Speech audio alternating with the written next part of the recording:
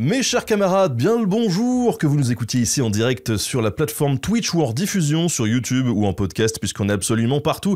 Aujourd'hui, nous allons parler de l'époque où la Grèce, dominait le monde. Voilà, on va parler de la Grèce antique, et d'une période où vraiment les Grecs avaient un impact assez fort sur le monde qui les entourait. Et pour ce faire, je reçois l'historien Pierre-Olivier Auchard, donc un historien spécialiste de la période hellénistique, plus particulièrement du royaume séleucide, de la Sicile et de la numismatique, c'est-à-dire de l'étude des monnaies.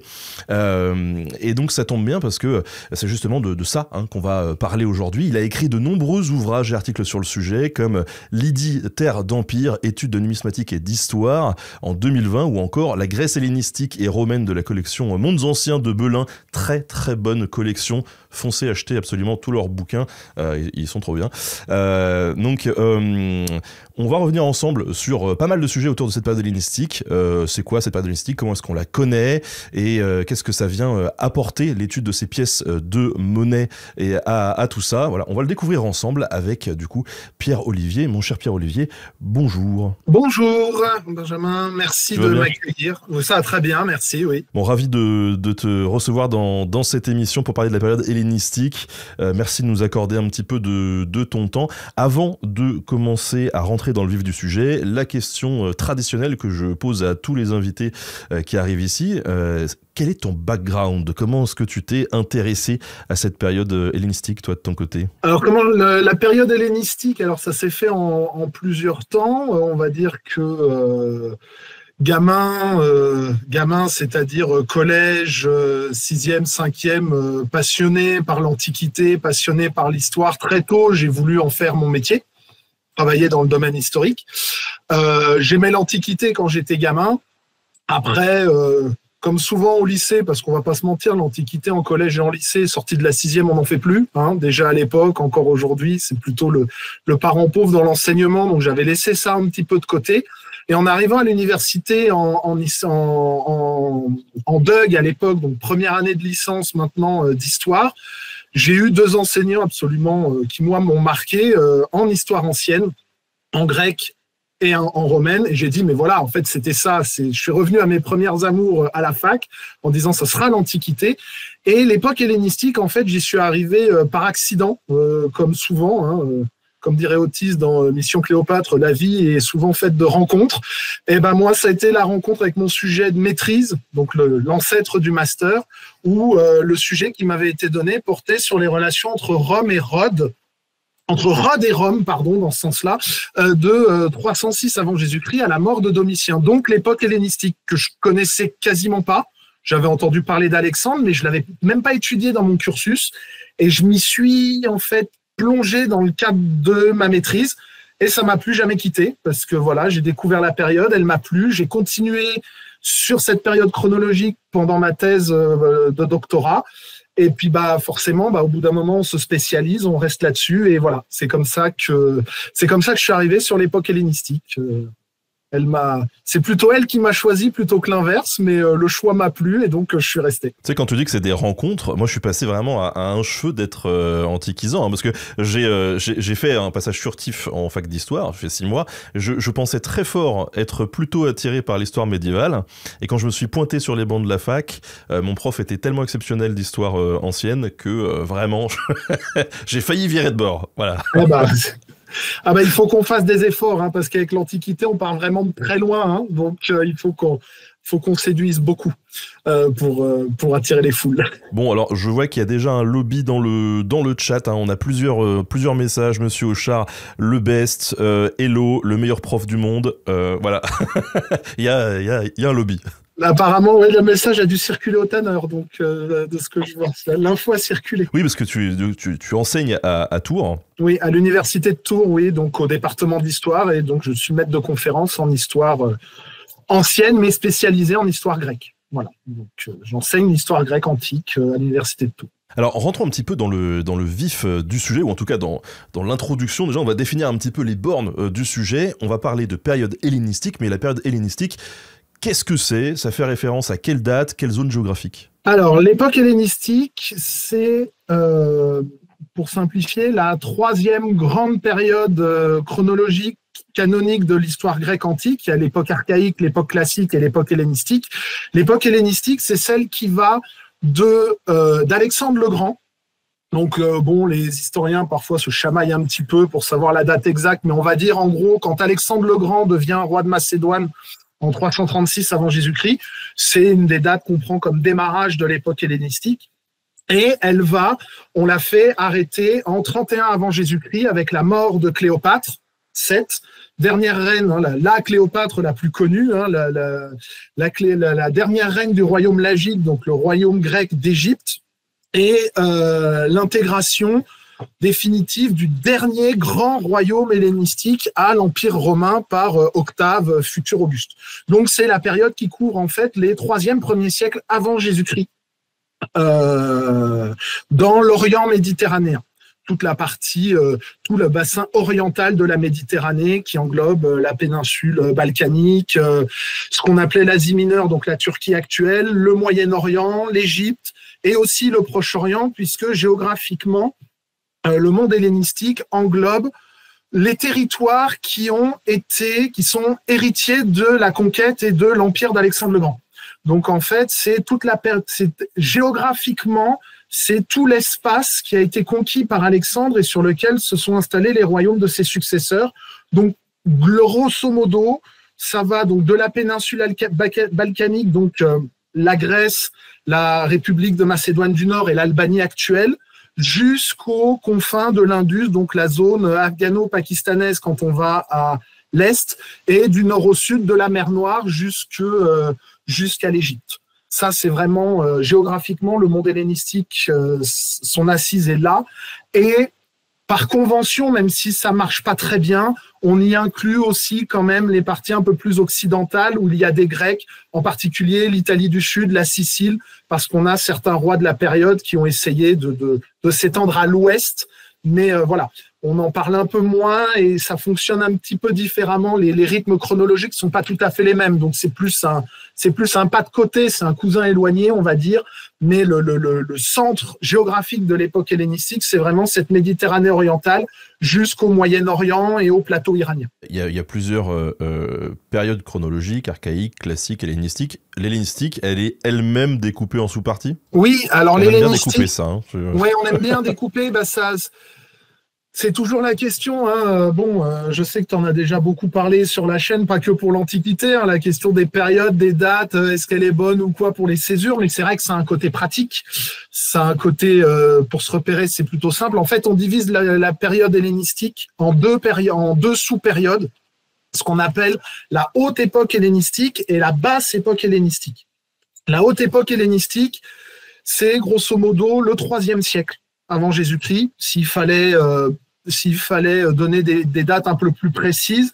Alors, on laisse Alexandre à part. Le règne d'Alexandre, il est vraiment particulier. C'est là que tout se met en place. Les guerres aussi entre ses successeurs, les diadoques. Je sais que tu as fait une vidéo sur le sujet, donc ce moment un petit peu où moi j'aime beaucoup Game of Thrones, mais il y a un moment, lisez Diodore de Sicile, ça revient. Si vous voulez des gens qui s'entretuent, des frères, des sœurs qui couchent ensemble et des familles qui se détestent, Tolkien et puis Game of Thrones, c'est très bien, mais dans Diodore, il y a déjà tout ce qu'il faut. Et en fait, quand ça se stabilise dans les années 280, entre les années 280 et 188 avant Jésus-Christ, c'est ce qu'on appelle la haute époque hellénistique. C'est le moment où les grands royaumes grecs sont stabilisés, à défaut d'être stables, ils sont stabilisés, ils dominent clairement la scène internationale, géopolitique, ce sont les principaux acteurs du monde méditerranéen. Et donc, ça, c'est la haute époque. On prend 188. 188, c'est le moment de ce qu'on appelle la paix d'Apamée, où il y a un traité, en fait, qui est signé entre Antiochos III, donc le roi séleucide, qui régnait sur le Proche et le Moyen-Orient, et Rome. Parce que depuis les années 200 avant Jésus-Christ, entre 200 et 180 avant Jésus-Christ, Rome intervient dans le monde grec et commence, un peu à l'insu de son plein gré, si je peux utiliser cette expression, à refaçonner le monde grec. C'était pas son idée au départ, mais bon, il y a une forme d'interventionnisme, et puis comme ils gagnent, ils redéfinissent un petit peu les contours. Et donc, c'est l'arrivée de Rome dans le monde grec, dans le monde hellénistique, c'est le début de la réorganisation du monde grec par les Romains. Et donc, c'est ce qu'on appelle aussi la basse époque hellénistique. Parce que géopolitiquement, ça change. Ces royaumes commencent à s'affaiblir, commencent à se désintégrer pour certains de l'intérieur. Rome devient une actrice de plus en plus importante de la région et prend une place de plus en plus considérable dans la région. Et il y a aussi un aspect technique qui amène la distinction entre ces deux périodes, c'est qu'on voit une modification des pratiques, en particulier dans l'épigraphie, donc la gravure des textes sur pierre, qui est très très importante à l'époque hellénistique. On a énormément de documentation épigraphique, ce qui nous permet de faire en grande partie l'histoire de cette période.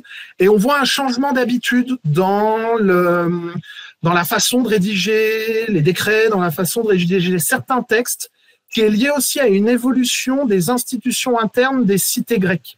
Et donc, on voit qu'il n'y a pas que la grande histoire qui évolue. Dans la vie intérieure des cités grecques et des royaumes, on voit qu'il y a une évolution institutionnelle, qu'il y a des changements d'habitude qui s'opèrent.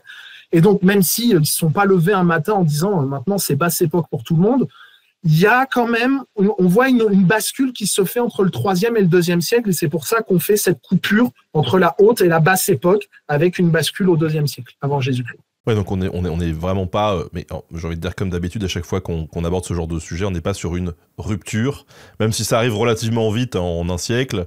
Oui, voilà, on est sur des évolutions et on retient la date canonique de 188, mais en fait, c'est parce qu'on aime bien retenir une date canonique, mais on pourrait dire que ça a déjà commencé à bouger dans le royaume de Macédoine dès les années 200-197, que ça ne commence à bouger dans le royaume lagide, donc en Égypte, que dans les années 160-150. Voilà, en fait, si on fait cette bascule, il y a un des grands auteurs de cette période, Polybe, un des grands historiens de l'époque hellénistique, qui a rédigé une histoire, une œuvre absolument colossale de 40 livres, et comme souvent dans l'Antiquité, on en a conservé 5 en entier, et puis plus on avance, plus c'est fragmentaire, et plus il nous manque des morceaux.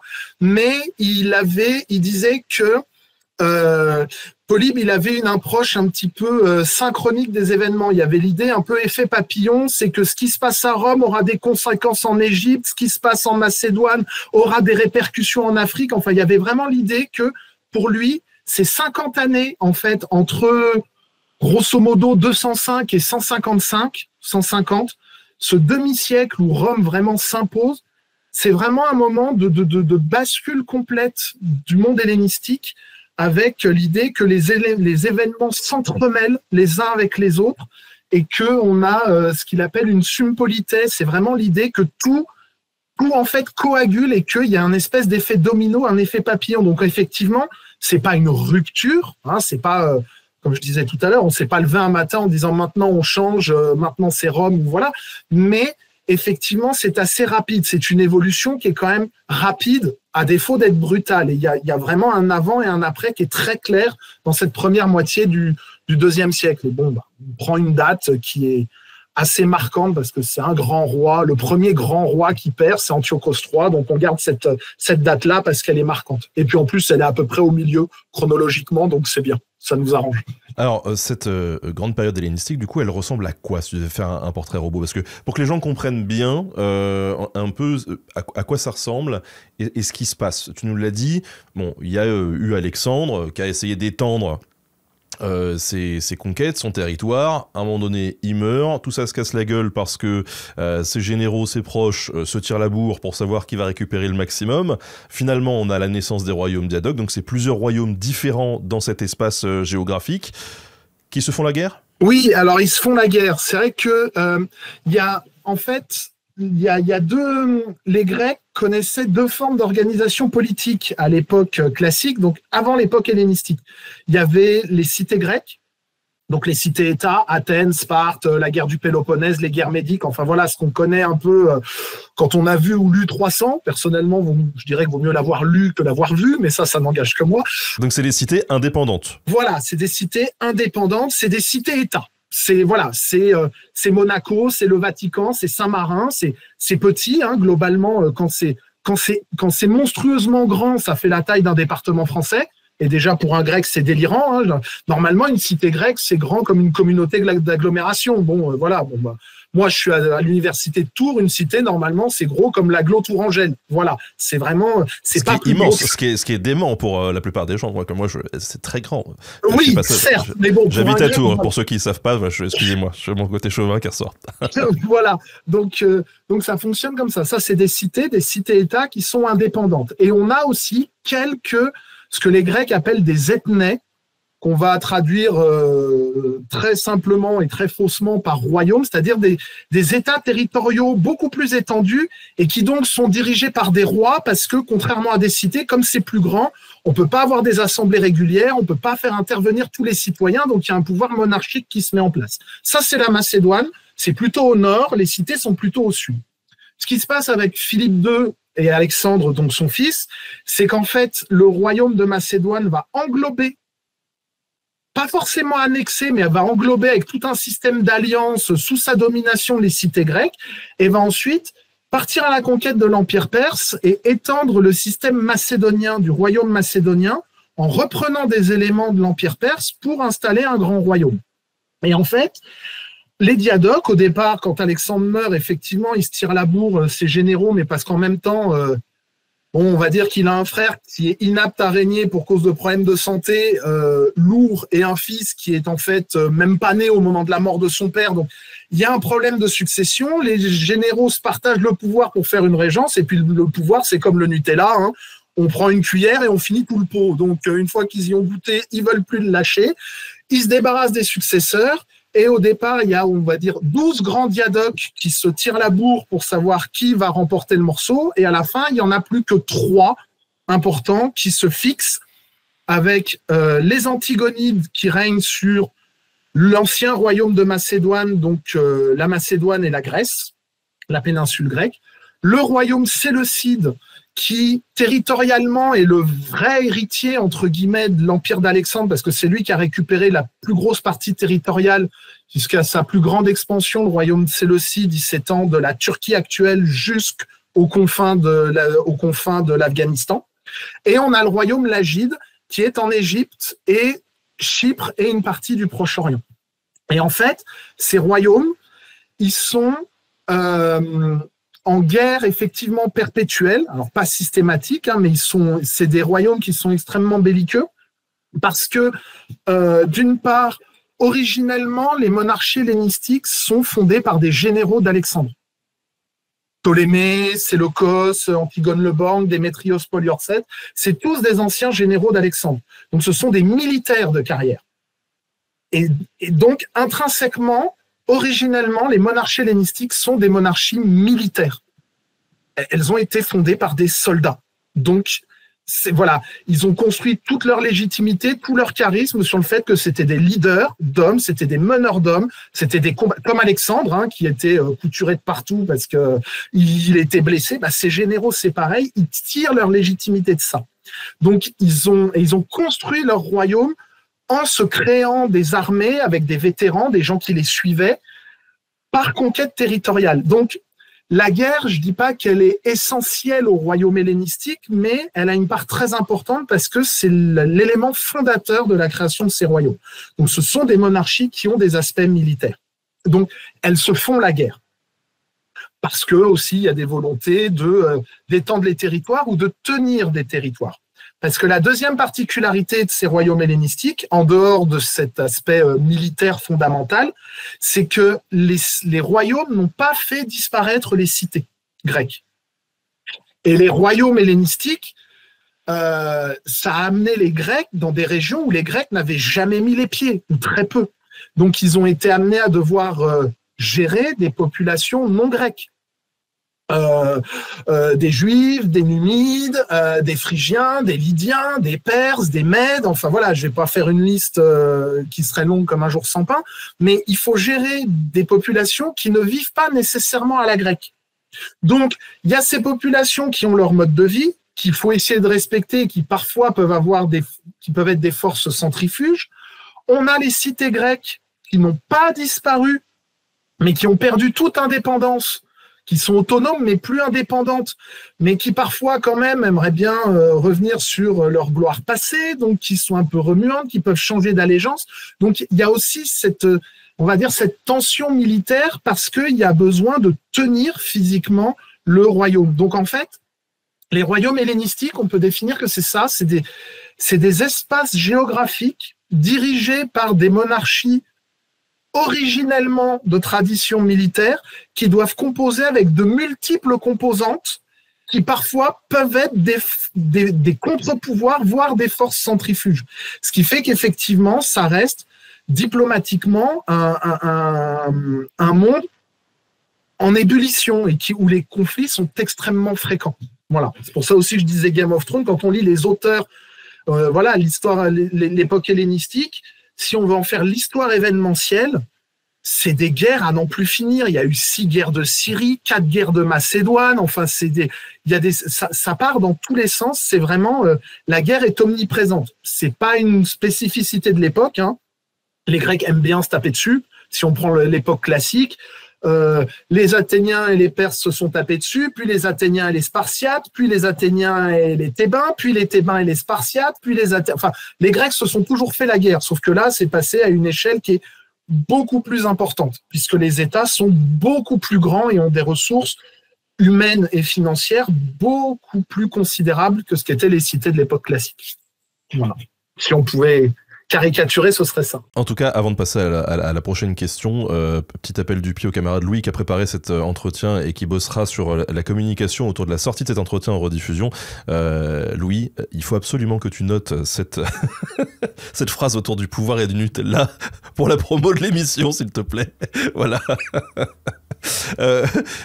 Ceci dit, donc on vient de faire un récap, on va dire, de l'organisation politique et des différents conflits qu'il peut y avoir au sein de cette époque hellénistique. Sur l'aspect culturel, qu'est-ce que tu peux nous dire ? Alors, sur l'aspect culturel, en fait, on est sur un moment d'épanouissement culturel assez important. Parce qu'en fait, l'époque hellénistique correspond à une dilatation politique du monde grec, mais du coup aussi avec une dilatation de la culture grecque, puisqu'il y a un phénomène, on va dire, de colonisation. Alors attention avec ce terme. Dans l'Antiquité, gros guillemets avec colonisation / diaspora / essaimage. Colonisation, il ne faut pas prendre ça au sens contemporain du terme. C'est pas un pays qui va en annexer ou en occuper un autre pour exploiter ses ressources.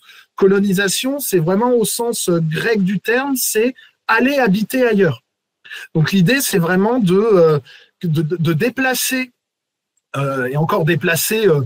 Oui, parfois, on installe des vétérans de force, mais on incite aussi des gens à dire, vous n'avez pas de terre à tel endroit.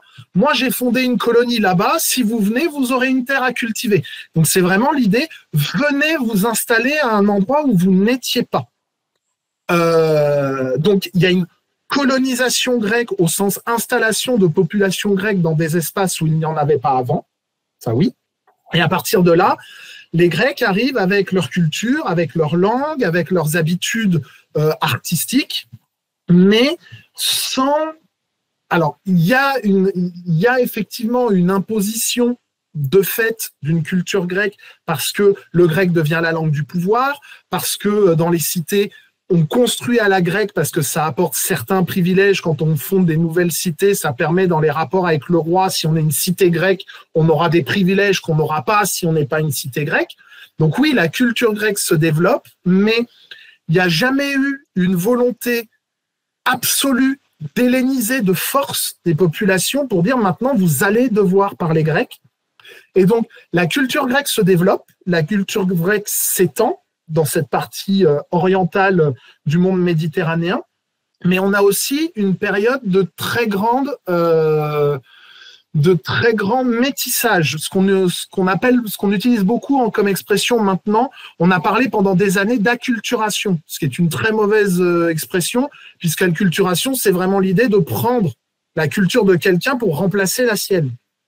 On a aussi parlé de syncrétisme, ce qui peut marcher, mais pas systématiquement, parce que syncrétisme, c'est vraiment prendre 2 éléments culturels pour les mélanger et en créer un nouveau, qui en fait s'inspire des deux, mais qui est vraiment à part. Là, on observe beaucoup dans le monde hellénistique ce qu'on appelle des transferts culturels. C'est-à-dire qu'il y a vraiment des prises culturelles de culture grecque par des populations non grecques, mais la réciproque est vraie. Les Grecs se nourrissent aussi d'aspects culturels qui sont des populations qui étaient présentes avant qu'ils arrivent. Et le pouvoir politique le fait également. Donc en fait, culturellement, l'époque hellénistique correspond à une grande période une période très florissante d'un point de vue artistique. Dans la sculpture, ça se voit beaucoup. Par exemple, quand on va au Louvre, la victoire de Samothrace, qu'on a là en haut du grand escalier central qui nous accueille avec ses ailes, c'est typique de l'époque hellénistique, avec cette importance du mouvement, du drapé, cette idée que la statuaire est vivante, en mouvement. Il y a des grandes écoles de sculpture dans le monde hellénistique. À Rhodes en particulier, cette île qui est au large de la Turquie actuelle, dans la mer Égée, au sud-est de la mer Égée. Si on fait la liste des grandes merveilles du monde, l'immense majorité, pas toutes, hein, mais beaucoup sont de l'époque hellénistique. Le colosse de Rhodes, le phare d'Alexandrie. Alors, il y en a d'autres qui sont antérieurs, mais on a des grandes prouesses architecturales, mais on a aussi des mouvements de mélange et de transfert culturel qui sont importants. L'art gréco-bactrien, l'art du Gandhara, qui est cet art qui mélange des aspects de culture grecque et de culture hindouiste et bouddhiste, se développe à l'époque hellénistique. Et c'est une des grandes innovations artistiques de l'époque hellénistique. Donc on est vraiment dans une période qui, artistiquement, culturellement, est en pleine effervescence, en plein essor, et aussi parce que les dirigeants en ont besoin. Un Lagide, quand il arrive en Égypte, il comprend pas le démotique, il comprend pas les hiéroglyphes et la crue du Nil, il y connaît rien. Il a besoin des populations locales et de comprendre les habitudes locales. Un Séleucide, quand il arrive, qui prend Our ou qui prend Babylone, eh ben, il doit récupérer les traditions du Nouvel An, du cunéiforme. Donc, il y a aussi une nécessité de s'intéresser à la culture de l'autre, parce que les Grecs sont minoritaires. Quoi qu'il arrive, ils sont toujours minoritaires. Donc, ils ont besoin des autres. Et ben, l'autre, on va lui dire, c'est ma culture qui domine, donc tu t'intéresses à la mienne, mais je suis obligé de m'intéresser à la tienne, sinon ça ne pourra pas fonctionner. Et donc, ces transferts culturels sont très importants à l'époque hellénistique. Le métissage est très fort, culturellement. Je vous invite d'ailleurs, ça vous intéresse le sujet, à taper sur votre navigateur internet Nota Bene Bactriane ou Chameau de Bactriane. On avait fait un super épisode là-dessus et vous verrez un petit peu, on vous détaille tout ça. Alors là, on a parlé de l'aspect culturel. Qui dit Grèce dit aussi, tout de suite dans l'imaginaire collectif, philosophe et philosophie.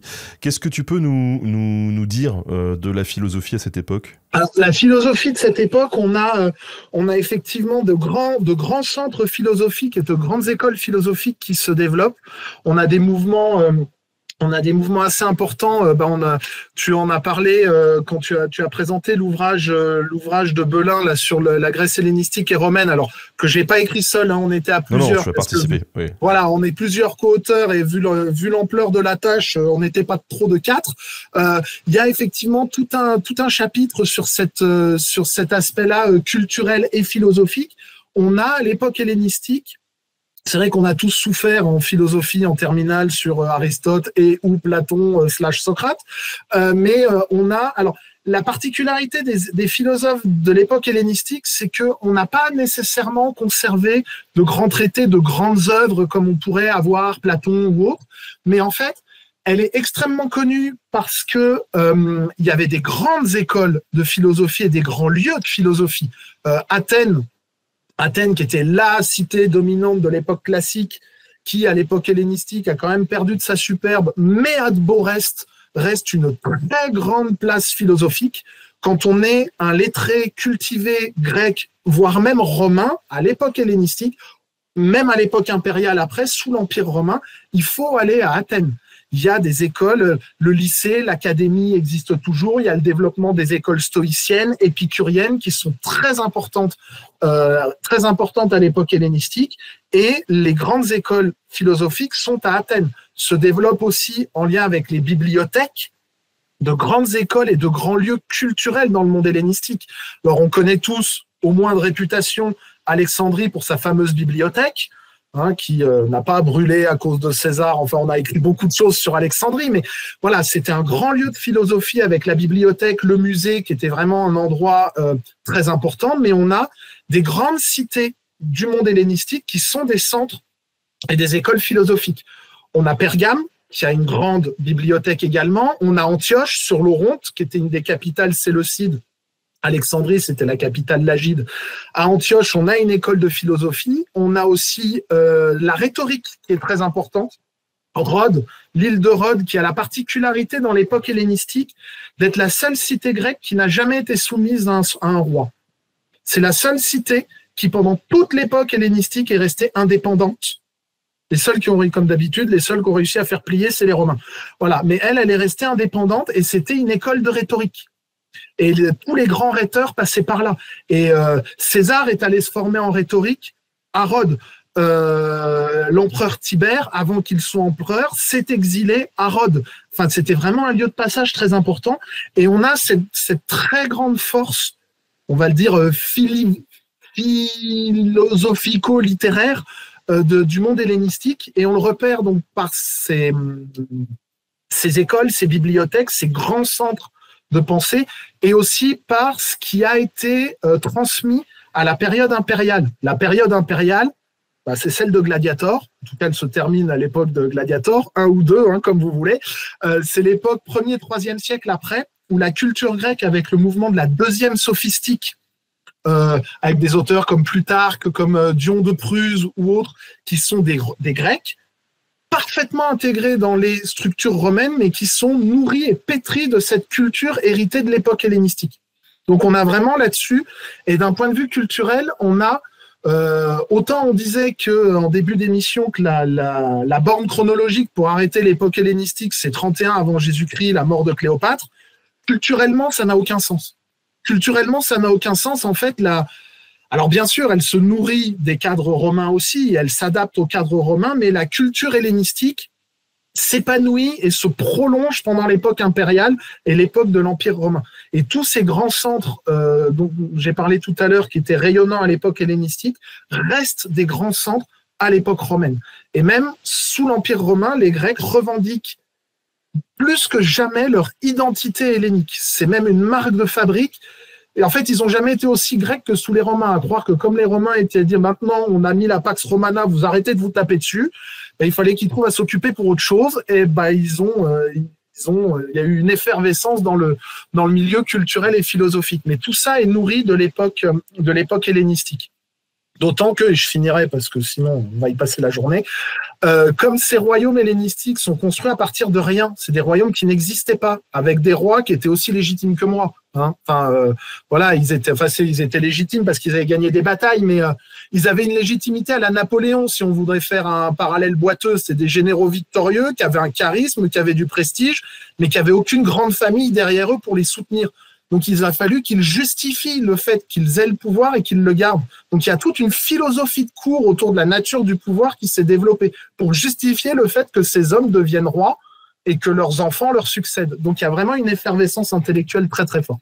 On a une question dans le public de quelqu'un qui dit mais est-ce qu'on sait qui est le premier philosophe renommé et connu, puisque le terme de philosophie n'était pas encore connu? Le premier connu, alors on dit toujours qu'il y a, en fait il faut remonter à l'époque, classique plutôt que l'époque hellénistique.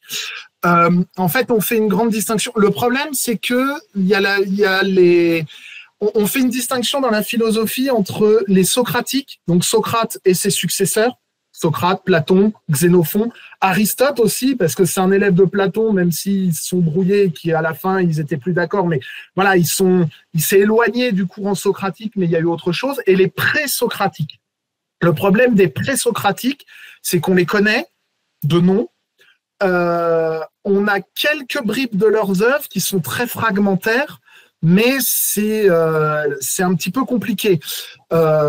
On va dire que les premiers philosophes et les premiers marquants connus avec leur nom qui impriment, c'est vraiment l'époque de Socrate, des sophistes et le début de Platon. Ça ne veut pas dire qu'il n'y en a pas eu avant, hein. Mais voilà, c'est vraiment là que c'est pareil, c'est anachronique aussi de dire ça, mais que la figure de l'intellectuel qui pèse sur la vie publique et politique, c'est à l'époque classique, le 5e siècle, et c'est avec la sophistique et Socrate, même s'il y a eu des mouvements de pensée avant.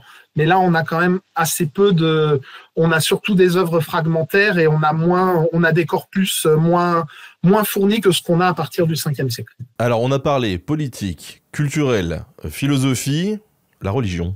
La religion, elle reste, je serais tenté de dire qu'elle reste ce qu'elle était jusque-là. C'est-à-dire que le monde grec hellénistique est comme le monde antique avant l'époque hellénistique ou après, c'est un monde très majoritairement polythéiste, même si on a des monothéismes comme le judaïsme, et puis des tentatives de monothéisme. Alors, on ne va pas remonter à Akhenaton, parce que là, ça va très loin, mais en tout cas, des cultes un peu particuliers qui sont les cultes à mystère, où il y a une initiation, où on est polythéiste, mais on a un dieu en particulier. Et puis, par exemple, les mystères d'Éleusis ou Mitra, mais à Athènes, les mystères d'Éleusis, tout le monde est initié. Il ne faut pas en parler, mais c'est tellement mystérieux que tout le monde en est. Hein. Voilà, mais il ne faut pas le dire.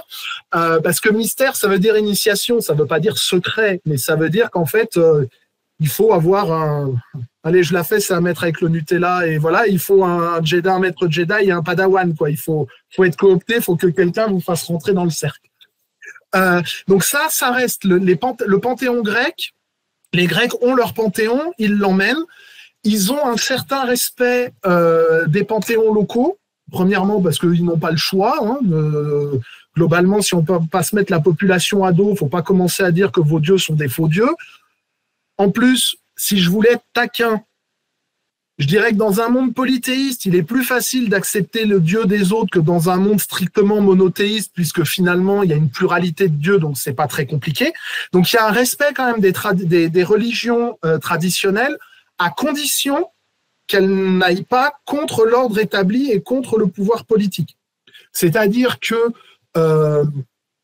je prends énormément de précautions avec ce que je vais dire maintenant. Il y a un peuple qui est très remuant dans le monde hellénistique avec les différentes royautés qui le dominent, c'est le peuple juif. Surtout le peuple juif qui est installé en ce qu'on appelait à l'époque la Judée. Je ne parle même pas des diasporas à Alexandrie ou autre, je parle vraiment dans le cœur territorial, le berceau, là où il y a Jérusalem, en fait. Pourquoi ? Parce que le mode de fonctionnement du judaïsme antique, et je dis bien antique, peut entrer parfois en contradiction avec certains modes de fonctionnement politique des royautés. Et donc, il y a des révoltes juives. Et il y a des écrasements des révoltes juives. Mais on ne les écrase pas parce qu'ils sont juifs, on ne les écrase pas parce que leur religion déplaît, on les écrase où ils se révoltent parce que la tutelle politique qui s'impose à eux contrevient à leurs préceptes religieux et politiques, les deux étant complètement imbriqués. Donc, ce ne sont pas des guerres de religion. En fait, à partir du moment... C'est comme sous les Romains, il y avait un impôt spécial. À partir du moment où on ne contrevient pas à l'ordre public et à l'autorité royale, il n'y a pas de problème. Donc, là-dessus, il ne faut pas commettre de contresens. Ceci dit, comme dans tous les domaines, il y a, avec la religion, des transferts culturels qui sont importants. C'est-à-dire qu'il y a des divinités grecques qui restent de pures, avec beaucoup de guillemets autour du mot pur, mais de pures divinités grecques. Il y a la récupération de certaines divinités, on va dire non grecques, orientales, telles quelles, des divinités comme Mitra, des divinités comme Men, qui sont vraiment des divinités orientales qui sont récupérées par les Grecs, et ça se voit plutôt à l'époque impériale, mais c'est parce que ça a fermenté à l'époque hellénistique, et ça se voit, ça devient visible à l'époque romaine. Mais donc ça, c'est de la récupération. On a aussi, là pour le coup, on a aussi des phénomènes d'acculturation. L'exemple typique, c'est Isis. Isis est une divinité donc égyptienne, tout le monde la connaît, Isis, Osiris, le mythe, voilà, récupérée par les Grecs, assez tôt d'ailleurs, parce que les contacts entre Grecs et Égyptiens sont bien antérieurs à l'époque hellénistique.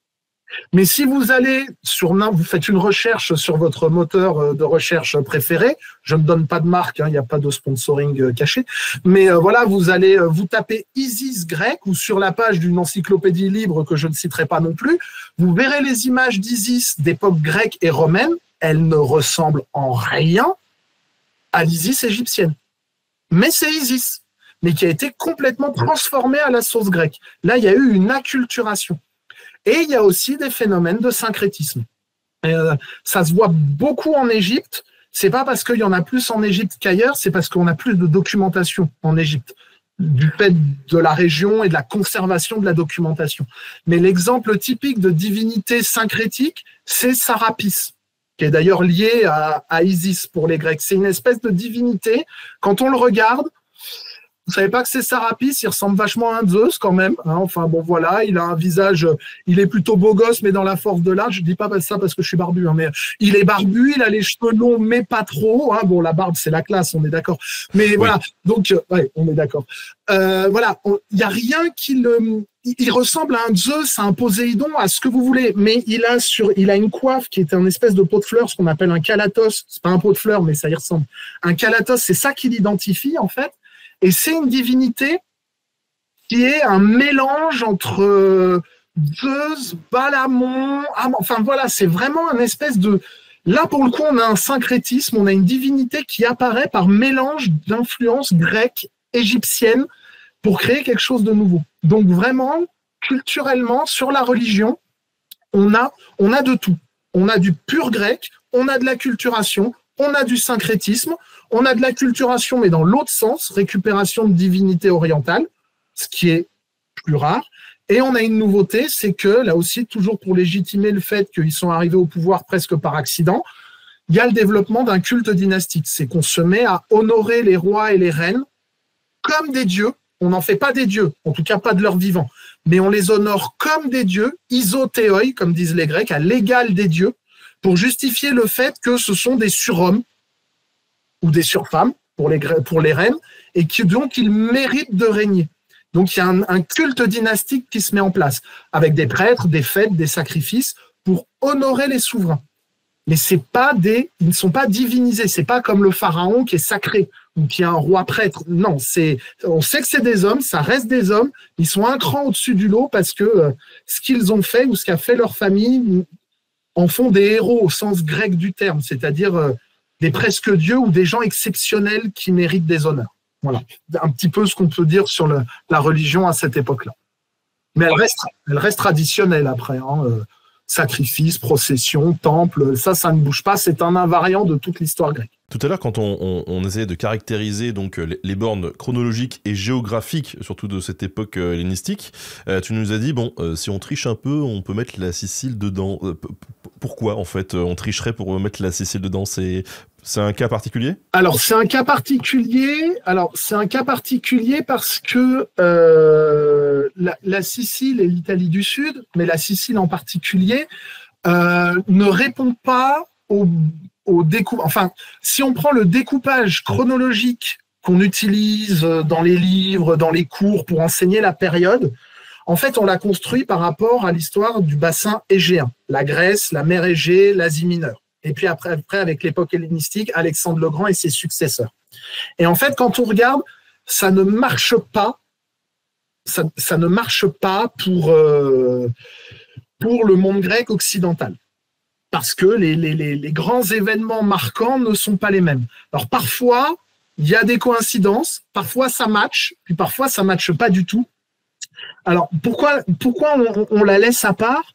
D'une part, la première chose, c'est que même si dans le livre, je ne sais plus combien de titres livres et de son histoire romaine, il avait imaginé ce qui se serait passé si Alexandre avait toujours vécu et qu'il s'était retourné vers l'ouest et qu'il était parti à la conquête de Carthage, il se serait fait plier par les Romains parce que les Romains, c'est des vrais soldats, là où les Grecs, ce sont que des mercenaires qui se battent pour de mauvaises raisons. On reconnaît l'air là du titre livre. Il n'y a eu aucune tentative de conquête macédonienne vers l'ouest. Il y a eu une tentative par un roi, Pyrrhos, roi d'Épire, ça a tourné court. En 3 ans, c'était plié. Il est rentré chez lui. Il est arrivé en 279. En 275, il était reparti. Le vrai roi des pires, au sens premier. Voilà. Donc, ça n'a jamais été englobé dans le monde hellénistique et ça n'a jamais fonctionné politiquement comme le monde hellénistique. Culturellement, c'est des Grecs. Religieusement, c'est des Grecs. Mais les liens étaient quand même assez faibles. Mais on peut quand même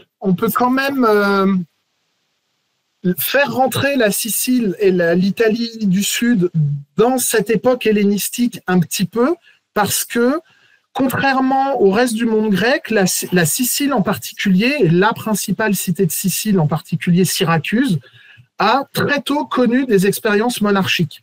Monarchiques au sens grec du terme, c'est-à-dire dirigées par une seule personne. Un roi, un tyran, ce qu'on veut, mais un monarque, un monarchos. Et donc, quand Alexandre le Grand, parce que ce qu'a fait Alexandre le Grand, on n'avait pas les réseaux sociaux, on n'avait pas CNN et on n'avait pas ce qu'on veut, mais très rapidement, l'épopée d'Alexandre, elle a été connue très rapidement dans l'ensemble du monde méditerranéen. C'est arrivé aux oreilles des dirigeants de Sicile et il se trouve que, chronologiquement, en 306 avant Jésus-Christ, le moment où tous les diadoques prennent les uns après les autres, comme à Domino Day, il y en a un qui tombe et tout le monde suit, ils prennent les uns après les autres le titre de roi pour se revendiquer de l'héritage d'Alexandre. On a le tyran de Syracuse qui, lui, prend le titre de roi aussi. Et il se trouve qu'il prend le titre de roi après une tentative de campagne qui a été un échec absolument remarquable, mais lui, il a réussi à tourner ça à son avantage. Après une tentative de conquête, de campagne contre Carthage, mais en Afrique.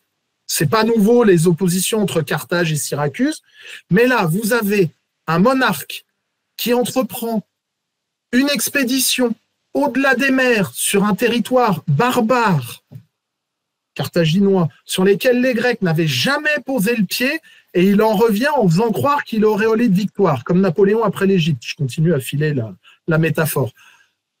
Ça marche. Dans l'Antiquité, tout de suite, on a fait le rapprochement. Agathocle, c'est l'Alexandre de l'Occident. Mais les sources grecques nous disent ça. Il y a vraiment, des sources postérieures, mais il y a vraiment cette idée d'essayer de reconnecter cette partie du monde grec à l'histoire hellénistique. Et on a, après Agathocle, on a un deuxième souverain, Hiéron II, qui règne sur Syracuse de 275 à 215, oui, ça doit être ça, de mémoire. Sinon, aller sur Wikipédia pour vérifier. Moi, je dis Wikipédia. Voilà. C'est ça. Ouais, mais moi, j'ose pas. Après, j'ai un devoir de réserve. Mais oui, c'est ça. 275-215. Lui est roi aussi, et lui se comporte véritablement comme un souverain hellénistique.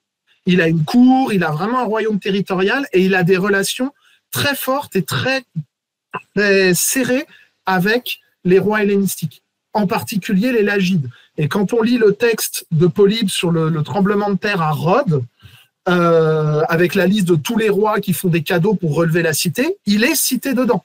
Il dit, voilà, Hiéron II a offert ça, Ptolémée a offert ça, il est dans la liste des souverains du monde grec.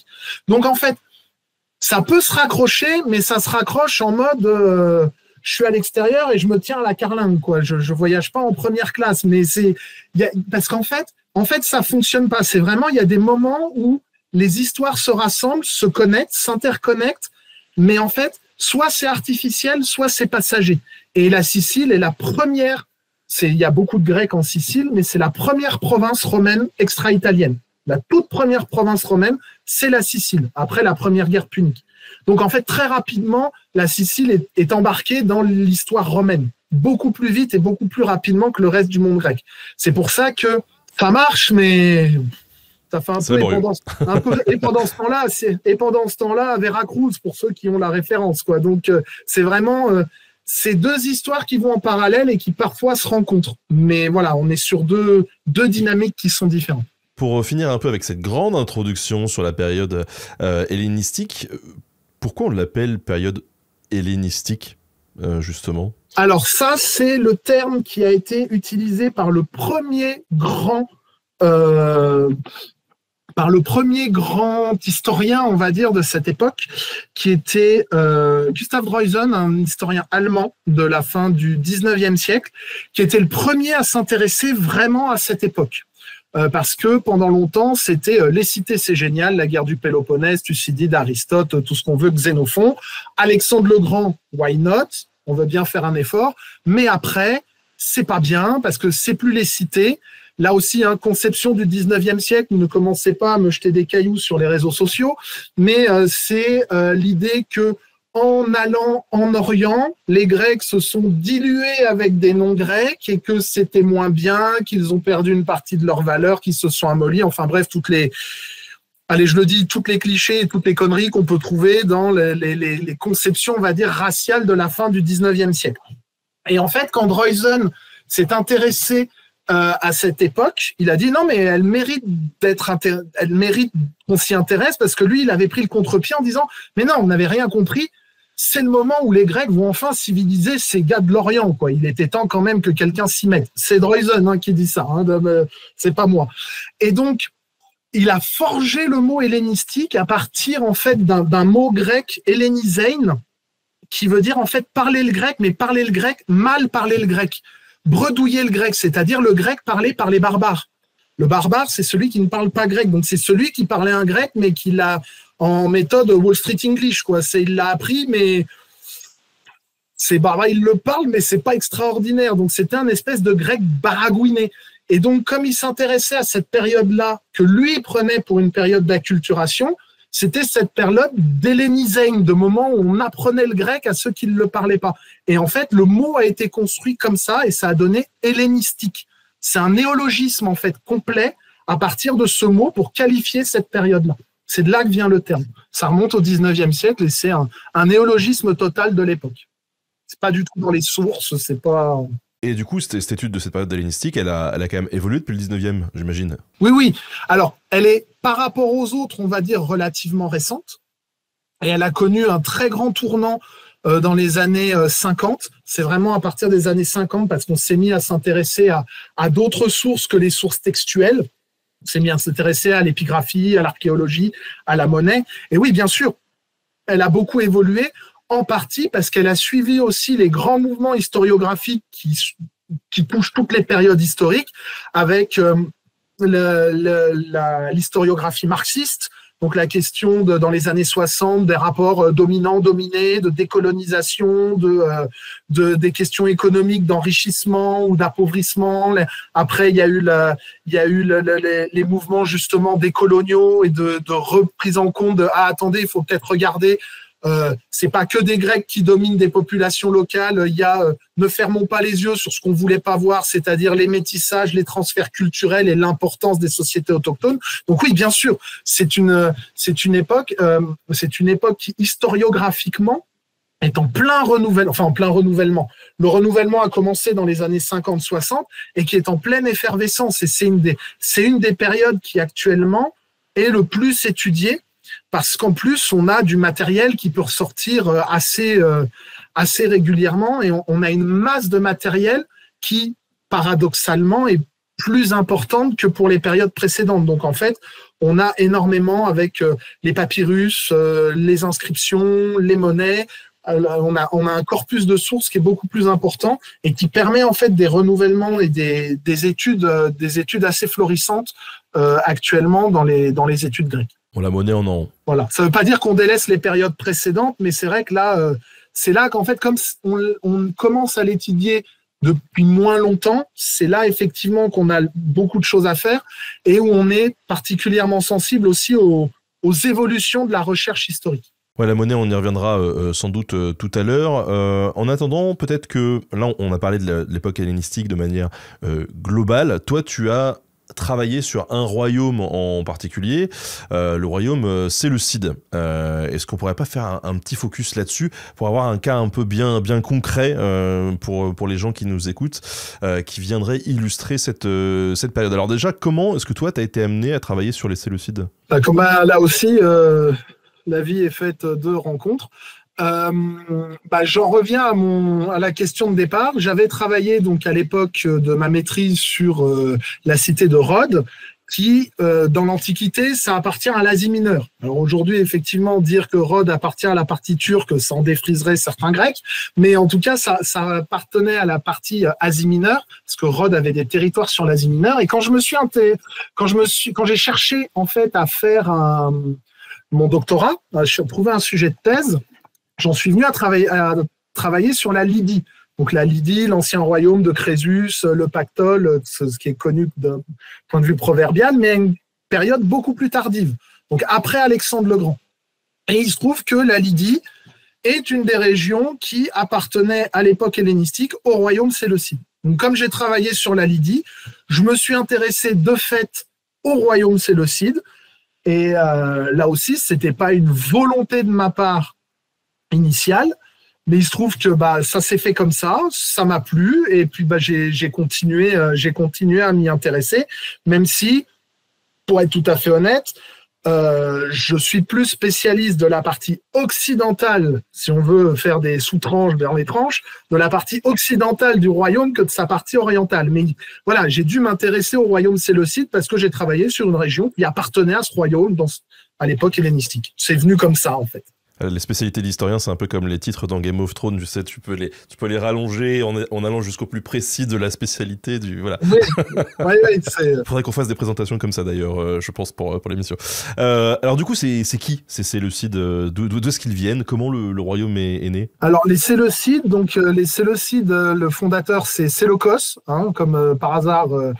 Le fondateur des Séleucides s'appelle Séleucos, celui des Antigonides s'appelle Antigone, et celui des Lagides s'appelle Ptolémée. Oui, voilà, ça c'est la blague que je fais à chaque fois, puisqu'en fait le grand-père de Ptolémée s'appelait Lagos. Donc Ptolémée, Lagide, voilà.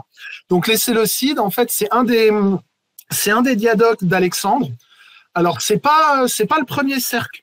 C'est pas le premier cercle d'Alexandre, parce que il y a eu différents partages de son empire, de l'empire d'Alexandre à sa mort. Et lui, il obtient pas un territoire tout de suite, mais au moment de la mort d'Alexandre, il est quand même, on lui confie la charge de la cavalerie royale. Donc c'était quand même quelqu'un d'important, même si il n'était pas dans le cercle des premiers, mais au deuxième partage de l'empire d'Alexandre, il obtient le gouvernement, il obtient la satrapie, donc la région, il obtient la satrapie de Mésopotamie, pour simplifier. Il devient gouverneur de Mésopotamie, et en fait, cette Mésopotamie sert de base de départ et de fondement territorial à la construction de son royaume. Et son royaume, il va le construire, en fait, il est alors c'est assez drôle parce qu'en fait les deux drôle de l'humour d'historien, mais les deux dynasties vont pas arrêter de se faire la guerre, mais Ptolémée Ier et Séleucos Ier sont très amis. Donc en fait les Lagides et les Séleucides à l'époque des fondateurs ne vont pas se faire la guerre parce qu'il y a un respect, une amitié mutuelle entre les deux rois. Bon, après, ça va changer. Et le principal adversaire, en fait, de Séleucos, c'est Antigone le Borgne, donc le fondateur de la dynastie antigonide. Et il va grappiller progressivement du territoire à Antigone le Borgne pour le repousser jusqu'en Grèce, jusqu'en Macédoine, et en fait, pour se construire un immense royaume territorial qui va finalement de la Turquie jusqu'au contrefort, jusqu'au plateau iranien et à la zone afghano-pakistanaise, si on prend la géographie actuelle. Et en fait, tout son règne, comme n'importe quel fondateur de royaume hellénistique, tout son règne va être celui de la construction territoriale de ce royaume. Il n'en verra pas trop la couleur, d'ailleurs, puisque quand il arrive enfin à mettre la main sur l'Asie mineure, il meurt un an après, en 280. Et ça va être charge à ses successeurs de consolider et surtout de maintenir ce royaume qui, géographiquement, est monstrueux pour les moyens de l'époque, pour les capacités humaines, techniques, administratives de l'époque. Il est extrêmement étendu, il est extrêmement vaste. C'est à la fois sa force et sa faiblesse. Et c'est ce que j'apprécie, moi, dans ce royaume, contrairement aux deux autres, puisque les trois grands royaumes, donc c'est Antigonide en Grèce, Lagide en Égypte et Séleucide donc en Asie, ce que les Grecs appelaient l'Asie. Moi, je reconnais que les Lagides c'est ceux que je préfère le moins. On va dire ça comme ça. J'ai rien contre eux personnellement, mais ils ont beaucoup de succès. En France, on a une tradition d'égyptomanie. Donc voilà, je laisse ça à ceux à qui ça plaît. Il n'y a pas de souci, mais l'Égypte, on en parle beaucoup. Il y a déjà beaucoup de gens qui en parlent, donc moi, je leur laisse sans aucun problème. Et donc, disons que sur l'Antiquité, j'aurais plus d'appétence pour des Assyriens et des Babyloniens que pour des Égyptiens d'époque pharaonique, par exemple. Donc, il se trouve que ça colle bien. Et puis, les Antigonides, ça reste des Grecs. Des Grecs pur jus, j'ai envie de dire. Des Grecs qui règlent des histoires de Grecs. Alors qu'avec les Séleucides, on a vraiment une mosaïque extrêmement importante de peuples, compte tenu de l'étendue de ce territoire. Donc déjà, il y a une mosaïque de peuples. Donc culturellement, c'est un véritable patchwork avec des situations extrêmement particulières. Et en plus, je trouve que c'est un royaume très intéressant à étudier parce qu'en fait, il condense en lui-même toutes les forces et les faiblesses du monde hellénistique.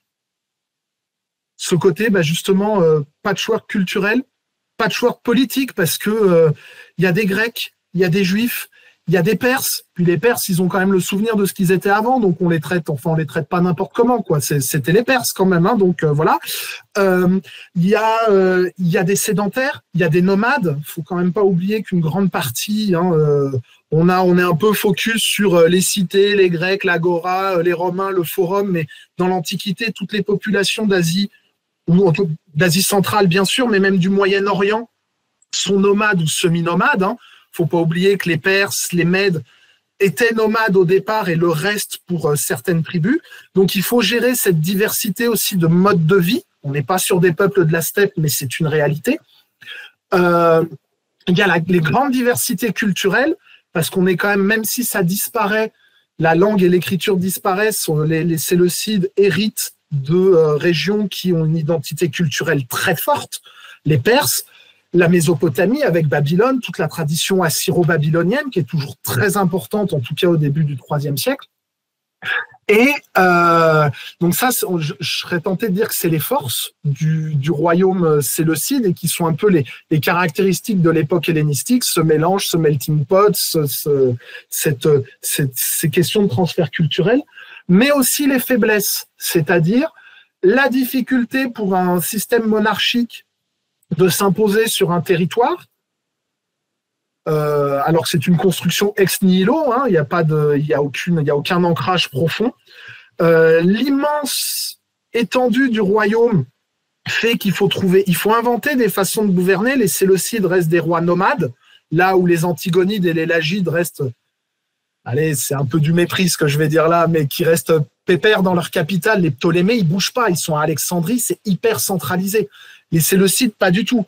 On dit qu'Antioche, c'est la capitale, mais en fait, il y a des résidences royales. Il y a Antioche, il y a Séleucie du Tigre, il y a Bactre, il y a Sardes, et ils se déplacent, ils doivent bouger. Il faut qu'ils inventent un système de vice-royauté pour tenir les deux, avec le roi en titre qui règne plutôt à l'ouest, avec l'héritier qui règne plutôt à l'est, déjà pour apprendre le métier, et ensuite pour que le roi soit présent, soit visible, parce que en gros il faut que le roi soit partout, il faut qu'on le voit. C'est les Mérovingiens de l'Antiquité, quoi. Ouais. Ah, moi aussi je fais des parallèles boiteux, hein. Tu fais Napoléon, voilà, allez, moi aussi je valide le parallèle boiteux. Donc on est d'accord là-dessus. Mais donc il y a ces difficultés-là, surtout qu'en plus c'est pareil, il faut imaginer, il faut bien avoir la géographie de l'époque, ok, encore la géographie actuelle même d'une certaine manière, mais on a des régions qui sont très densément peuplées, on a des régions de haut plateau iranien, enfin ce que je veux dire, entre la côte égéenne, où globalement on peut encore se baigner pépouze le 25 octobre dans une eau qui est assez limpide, on a de la neige sur les plateaux du Zagros qui commencent à tomber à la même époque, on franchit pas les plateaux iraniens comme ça, il y a des zones désertiques, mais vraiment désertiques, hein, sans oasis, où clairement vous ne traversez pas le désert du Negev comme ça avec un chameau, hein. C'est pas possible, vous devez le contourner. Donc, ça fait que le royaume séleucide est un espèce d'archipel. C'est une mosaïque de population, mais c'est aussi un archipel territorial. Et donc, sa gestion est difficile, et c'est ça sa grande faiblesse.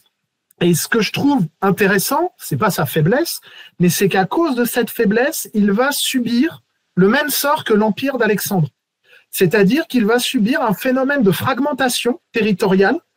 Et sur ce territoire séleucide qui est très vaste, on va avoir, à l'Est comme à l'Ouest, à un moment où le pouvoir est faible, des généraux qui, comme les diadoques, vont saisir leur chance en disant « le roi est faible, moi j'ai des ressources humaines, j'ai des ressources financières, je crois à mon étoile, comme dirait M. Pokora, je saisis ma chance, je tente de créer un royaume et j'y vais. » Et c'est effectivement ce qui va se passer. Et c'est ça, en fait, qui va causer la chute progressive du royaume séleucide. C'est ce phénomène de fragmentation parce que on peut observer dans le royaume séleucide la création en direct d'une monarchie hellénistique. Et réobserver à l'échelle du royaume séleucide ce qu'on pouvait observer à l'échelle de l'empire d'Alexandre quand il est mort. Là, alors les phénomènes ne sont pas tout à fait identiques, mais sur ce grand royaume, en fait, on va avoir à l'ouest la monarchie attalide qui va se développer autour de Pergame sur l'Asie mineure. On va avoir les royaumes gréco-bactriens qui vont se développer autour de Bactre, comme leur nom l'indique, dans l'Afghanistan, Pakistan actuel.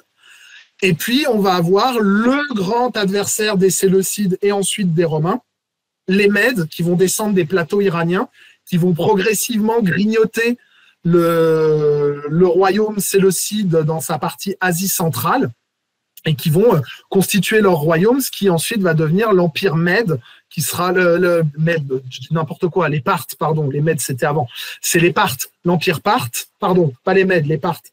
Donc les Parthes qui vont grignoter et qui vont constituer l'empire qui sera le grand empire concurrent de Rome à partir du 1er siècle et même un peu avant. Et en fait, quand il s'effondre, le royaume séleucide, c'est Pompée qui dit bon bah maintenant c'est fini, allez on solde les comptes, on annexe, on fait la province de Syrie.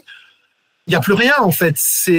Faut imaginer que le royaume séleucide, quand il s'effondre, il correspond en plus petit à la Syrie et Israël actuel. Et encore, pas toute la partie, c'est vraiment une bande côtière qui correspond à Syrie, Liban,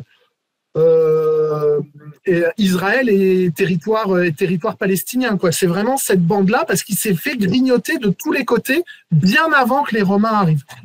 Et donc, ça a été effectivement ça a été sa faiblesse. Et puis, il y a le côté Game of Thrones. Là, on a des frères et des frères qui s'entretuent, des sœurs. Enfin, il y a des querelles dynastiques, des sécessions, des trahisons. Je trouve que c'est fun. Voilà. C'est aussi fun à étudier, je trouve. Et alors, du coup, si on borne un peu donc la chute de l'Empire, enfin la chute même ça a été progressif, on peut dire que c'est à quelle date? Alors, la fin du royaume, la fin définitive du royaume, c'est 63 avant Jésus-Christ.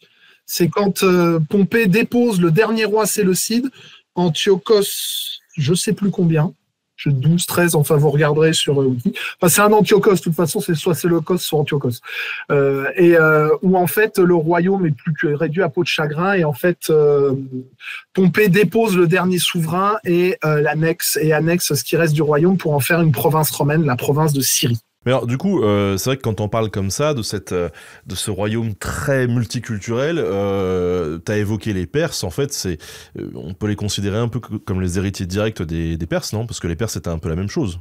Oui, alors, effectivement, il y a effectivement cette particularité. Non seulement les Séleucides héritent de la plus grosse partie de ce qu'était l'empire d'Alexandre, mais du coup, ils héritent de ce qu'était quasiment l'Égypte en moins et voilà et la Thrace dans les Balkans en moins, mais de ce qu'était alors moins gros parce qu'ils ne maîtrisaient pas tous les territoires que maîtrisaient les Perses à l'époque achéménide, mais oui, si on devait superposer les cartes, il y a quand même de grands éléments et ils reprennent effectivement cette tradition qui était un peu celle des Perses achéménides. Et de toute façon, il y a chez les Séleucides une certaine forme de je ne vais pas dire d'admiration pour les Perses parce que c'est exagéré, mais il y a un événement qui est important dans le règne d'Alexandre, c'est les noces de Suse. On a pris l'idée qu'Alexandre avait un grand dessein, c'était fusionner les populations. Oui, c'est bien mignon, ça peut être aussi trouver un moyen de mélanger le sang et puis de trouver une technique pour maintenir les Perses dans une situation de maintenant, c'est plus vous qui avez les clés du camion. Mais donc, à ces noces de Suse, Alexandre, c'est là qu'il a épousé une princesse perse. Il il a amené ses compagnons à épouser des princesses iraniennes. Il y a eu en fait un mariage de 3000 Macédoniens avec 3000 Iraniennes, plus ou moins nobles. Parmi le lot, il y avait Séleucos. Le fondateur faisait partie de ces 3000. Quand Alexandre est décédé, tous les grands diadoques qui avaient été contraints d'épouser une Iranienne ont répudié leurs épouses, Ptolémée, Antigone, ils ont tous dit, bon ben voilà, Alexandre est plus là, donc ce mariage dont on ne voulait pas, on s'en débarrasse. Séleucos est le seul qui a conservé son épouse iranienne. Et finalement, son successeur, Antiochos Ier, son fils, en fait, c'est un métis. Il est gréco-iranien. Son père est grec, sa mère est iranienne. Donc, dès le départ, lui, il est issu de ce métissage, de ce croisement culturel. Et il a fait ses armes vraiment en Orient. Il était très populaire à Bactre et dans les hautes satrapies, qui est la zone irano-afghano-pakistanaise. Donc oui, il y a cette reprise d'une tradition perse. Il ne faut pas faire des Séleucides les héritiers des Perses. Bien sûr que non. Mais effectivement, il marche dans des traces parce qu'en fait, il se retrouve confronté aux mêmes problématiques de gestion que celles qu'avaient les Perses achéménides. Et il y a, même si c'est que symbolique, il y a quand même, finalement, Séleucos Ier, c'est peut-être celui qui aurait été le plus sensible à la culture iranienne, au peuple iranien. Alors, est-ce que c'était par pragmatisme? Est-ce que c'était par amour personnel ou par amour culturel? Ça, c'est de la psychologie, on ne peut pas savoir. Mais les faits sont là, quoi. C'est-à-dire qu'il y a cette particularité-là. Oui. Alors, je fais une mini digression parce qu'on a 2-3 questions qui tournent autour de cette thématique-là dans le chat. C'est des trucs qu'on a déjà un petit peu abordé dans d'autres émissions, mais quand on parle de chute d'un empire ou d'un royaume, en l'occurrence, comment ça se passe pour les gens du quotidien, quoi? Est-ce qu'ils voient vraiment une différence ou est-ce qu'ils s'en foutent? Pour eux, c'est juste... Alors, est-ce qu'ils s'en foutent? C'est toujours la même question, c'est comment se passe la chute. C'est-à-dire que si la chute, c'est effectivement une armée qui arrive, qui pille une ville, qui l'incendie, qui viole la moitié de sa population et qui passe l'autre moitié par le fil de l'épée, je pense que les gens s'en rendent compte. Ils s'en foutent pas. Ouais. Et a priori, il peut y avoir un petit traumatisme, au moins sur 1 ou 2 générations. Mais globalement... j'aime pas, effectivement, j'ai déjà eu l'occasion d'en parler dans d'autres lieux, je n'aime pas la notion de déclin. Dire que pour moi, le déclin, c'est pas une notion historique. Il y a des crises, il y a de la résilience, bien sûr que des États disparaissent, des civilisations, c'est déjà un petit peu plus compliqué, hein, parce qu'on pourrait dire que notre système duodécimal de calcul des angles de mathématiques, et ben c'est les Babyloniens. Hein. Pourtant, on n'écrit plus en cunéiforme et on parle plus le sumérien. N'empêche que toute l'astronomie est héritée des Sumériens, par exemple. Donc, j'ai beaucoup de mal avec ça. Maintenant, oui, des empires disparaissent. Oui, des États disparaissent. Maintenant, pour le Pékin moyen, quand on lui dit, écoute, tu vas plus payer l'impôt à Xerxès III, mais tu vas le payer à Séleucos Ier, je suis pas convaincu qu'il voit une différence profonde. C'est-à-dire que pour lui, il continue à payer un impôt. Après, ça peut être dans la vie quotidienne, c'est-à-dire avec les cadres, avec l'usage de la langue qui peut changer parce que la langue du pouvoir n'est plus la même. Mais parce que le pouvoir s'affiche aussi différemment, s'affiche autrement. Mais je suis pas convaincu. Enfin, je prends toujours l'exemple, je sais plus où j'avais lu ça, c'était il y a très longtemps, mais quand il y avait eu une expédition de scientifiques en Sibérie parce qu'ils avaient découvert une carcasse de mammouth ou je sais plus quoi, il y avait une équipe de scientifiques avec des paléologues, des biologistes qui y étaient allés dans des coins extrêmement reculés de la Sibérie à la fin des années 90. Ils venaient d'apprendre aux populations locales que l'URSS s'était effondrée. Ça faisait 10 ans. Donc voilà, enfin c'est contemporain. Je vous parle pas de l'Antiquité il y a 3500 ans. Je vous parle d'un truc qui a eu lieu. J'étais gamin, quoi. Donc c'est pas si vieux que ça. Donc voilà, c'est cette notion au quotidien. C'est comme la chute de l'Empire romain. On s'éloigne un peu de notre sujet, mais ça c'est l'ancien prof de collège qui parle. On apprend tous au collège les dates repères pour le brevet des collèges. Chute de Rome. bah, quand on a déposé Romulus Augustule, c'était pas la première fois qu'on déposait un empereur, c'était passé comme une lettre à la poste. C'est juste après coup qu'ils se sont dit, bah, on l'a déposé, mais on l'a jamais remplacé. Ah, il s'est peut-être passé quelque chose, mais sur le coup, c'était pas marquant. Donc, oui, forcément, les gens vont finir par s'en rendre compte. Mais s'il n'y a pas un événement violent qui le provoque, je serais tenté de dire dans leur chair, l'impôt reste l'impôt, hein, et la levée militaire reste la levée militaire. C'est juste qu'on va plus se battre pour la même personne, et peut-être que, ah, il parle différemment, ah, la couleur a changé, ah, tiens, l'uniforme n'est plus le même. Donc oui, quelque chose a changé. Mais il n'y a pas un troubadour ou un héros qui passait dans tous les villages et toutes les cités pour dire, attention, on a changé de maître. Hein. Ça, en tout cas, c'était pas aussi prégnant. Donc. Mais là, on touche à la psychologie, c'est sûr, mais ça se voit, mais sur le long terme. Tant que l'effondrement n'est pas brutal, je ne suis pas convaincu que ce soit vraiment intériorisé par les populations dans leur vie quotidienne immédiatement. Comme on le disait, le royaume séleucide, c'est donc un des grands royaumes hellénistiques. Qu'est-ce qui qualifie un royaume hellénistique, justement? Tu disais qu'il y en avait 3, là. Oui. Est-ce qu'ils ont une particularité qui fait qu'on les catalogue comme royaume et qu'il y a un autre truc à côté, par exemple, qu'on ne pourrait pas définir comme un royaume? Ah bah déjà, ce qui les définit comme un royaume, c'est qu'ils sont dirigés par un roi. Déjà. Et puis, c'est pas, là, pour le coup, c'est pas une invention, c'est pas nous, c'est eux, ils ont le terme basileus, qui veut dire roi. Ils se disent rois.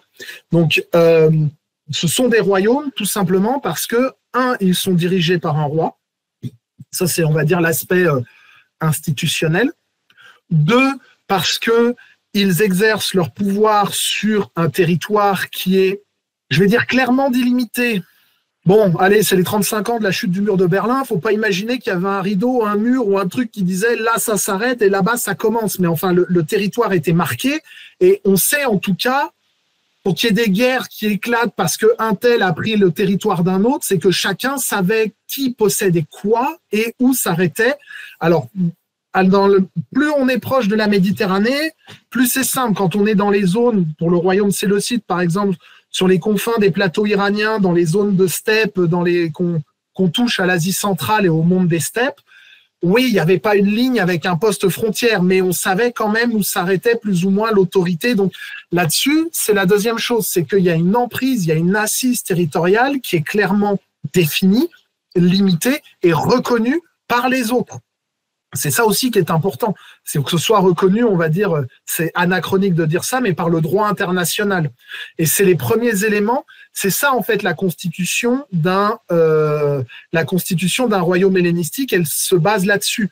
C'est qu'en fait, il y a un phénomène, on va dire, structurel et conjoncturel.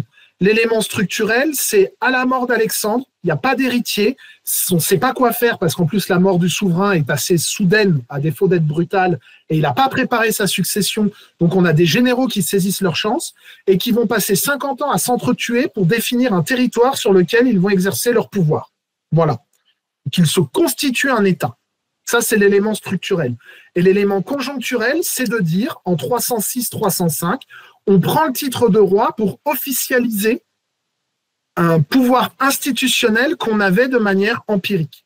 Là, on l'officialise par un titre. Et on met en place un système qui permet de transmettre le pouvoir à un membre de sa famille pour créer un système dynastique. En fait, c'est ça qui fonde finalement les royaumes hellénistiques, aussi bien d'un point de vue institutionnel que d'un point de vue territorial. Et c'est pour ça qu'on peut les qualifier de royaumes. Et alors tu disais que ce royaume il était très étendu et que pour contrôler du coup ce royaume, on allait fonder, enfin les rois séleucides allaient fonder des cités grecques. Comment ça se passait? La façon dont ça se passait, alors là-dessus en plus les rois séleucides sont des très grands fondateurs. Ils en ont fondé beaucoup parce que pour eux, c'était un moyen de contrôle du territoire. Justement, faut imaginer, on a souvent dit, alors on en revient un peu et puis c'est assez discuté, mais que le royaume séleucide, c'est un peu un archipel ou un oligopole. C'est vraiment des endroits où il y a des points d'ancrage, des points de contact qui contrôlent des régions stratégiques qui sont en fait beaucoup sur des points de passage et ça permet de quadriller le territoire. Là, comment ça se passait? En fait, de deux façons. Fonder une colonie, il y a 3 solutions. Soit c'est une cité qui existait déjà, ou une ville qui existait déjà, et on la refonde. en lui donnant un statut particulier. Le fait qu'il y ait des colonies, c'est qu'il faut installer une population grecque, soit des vétérans de l'armée, soit par un appel à peuplement en disant là, voilà, on va allouer des terres, vous pouvez venir vous installer. Si vous venez, voilà, vous aurez des terres et vous aurez un lopin. Donc, soit sur une cité qui est déjà existante, donc généralement, ça, c'est des refondations et les noms changent. Les Romains aussi faisaient beaucoup ça. Le nom change en disant, bah voilà, l'ancienne cité d'un tel, on va l'appeler Alexandrie de ceci, ou Séleucie de cela, ou Antioche de ceci, voilà. Ou Ptolémaïs, chez les Ptolémées, ils en ont fait quelques-unes quand même. Donc voilà, ça c'est la première chose.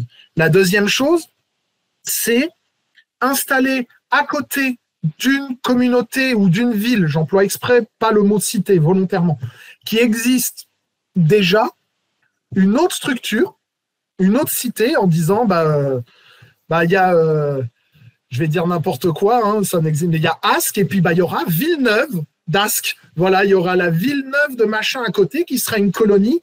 Et en fait, ce qui se passe, c'est que très rapidement, la colonie finit par absorber l'ancienne cité parce que on se rend compte qu'à côté, comme c'est une colonie, ils vivent à la grecque, ils ont des droits que n'ont pas, et que on essaye de se raccrocher. Et puis il y a la colonie qui finit par englober l'ancienne localité. Donc, soit transformation d'une ville ou d'une cité qui existe déjà, soit une fondation à côté, soit, ce qui est plus rare mais qui existe quand même, vraiment des fondations ex nihilo, c'est-à-dire qu'à tel endroit, il n'y avait rien et on décide, pour une raison X ou Y, de créer une installation et d'en mettre à cet endroit en faisant venir, et là, généralement, on le fait avec des vétérans. On installe des vétérans et on fait venir des populations du monde grec pour peupler ces nouvelles colonies, en espérant qu'elles prennent. Parfois, elles ne prennent pas, hein, mais en fait, elles prennent. Souvent, elles prennent parce qu'il n'y a pas de ville, mais ce n'est pas des endroits déserts. Il y a des populations locales. Donc, il y a des échanges commerciaux qui se font, il y a des mariages aussi qui se font, hein, et ce n'est pas forcément l'enlèvement des Sabines. Hein. Bien sûr que ça existait, je ne veux pas nier une réalité, mais tous les mariages mixtes ne sont pas des rapts faits par des colons pour trouver des compagnes. Il y a aussi, les gens ont le droit de tomber amoureux aussi dans l'Antiquité, même, voilà, ça arrive aussi. Donc, ça se produit comme ça, et c'est les trois façons dont ça se passe. Mais le point commun à chaque fois, c'est une volonté politique. C'est une volonté royale. On décide d'installer une colonie à un endroit, pour une raison X ou Y. Voilà, ça, c'est vraiment une fondation. C'est pas au petit bonheur la chance des gens qui s'installent et qui s'organisent comme des colons ou des pionniers dans le Far West. C'est pas du tout comme ça que ça fonctionne. Alors, cet empire, ce royaume, pardon, très, très étendu, il va perdurer quand même pas mal de temps, et puis il va progressivement se faire grignoter par l'Empire romain. Comment est-ce qu'il a été, justement, est-ce qu'il a été incorporé à l'Empire romain ? Il l'a été partiellement parce que, alors, il y a une partie complètement à l'est, royaume gréco-bactrien et le royaume indo-grec, puisque lui-même, la Bactriane elle-même va commencer à se scinder en plusieurs morceaux entre les gréco-bactriens d'un côté, les indo-grecs de l'autre. Eux, ils vont continuer leur vie, leur autonomie, ils vont continuer leur vie vraiment coupés du monde méditerranéen, coupés du monde séleucide et romain. Et même on a dit tout à l'heure que la date qu'on retenait, c'est 31 avant Jésus-Christ avec la fin du royaume lagide.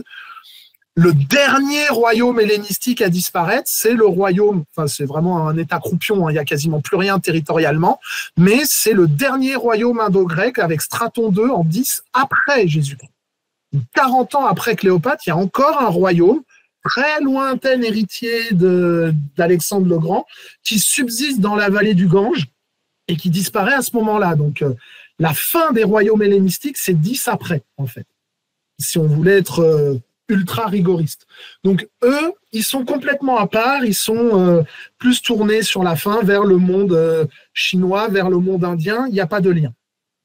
Après, le royaume séleucide, en fait, il va être, je caricature, il va être scindé en deux par la force des choses, parce qu'il va y avoir les Parthes, ce coup-ci je ne me trompe pas, il y a les Parthes qui vont grignoter progressivement le Moyen-Orient, ce qu'aujourd'hui on appelle le Moyen-Orient, l'Iran et l'Irak actuel, Mésopotamie antique, pour créer le royaume parthe.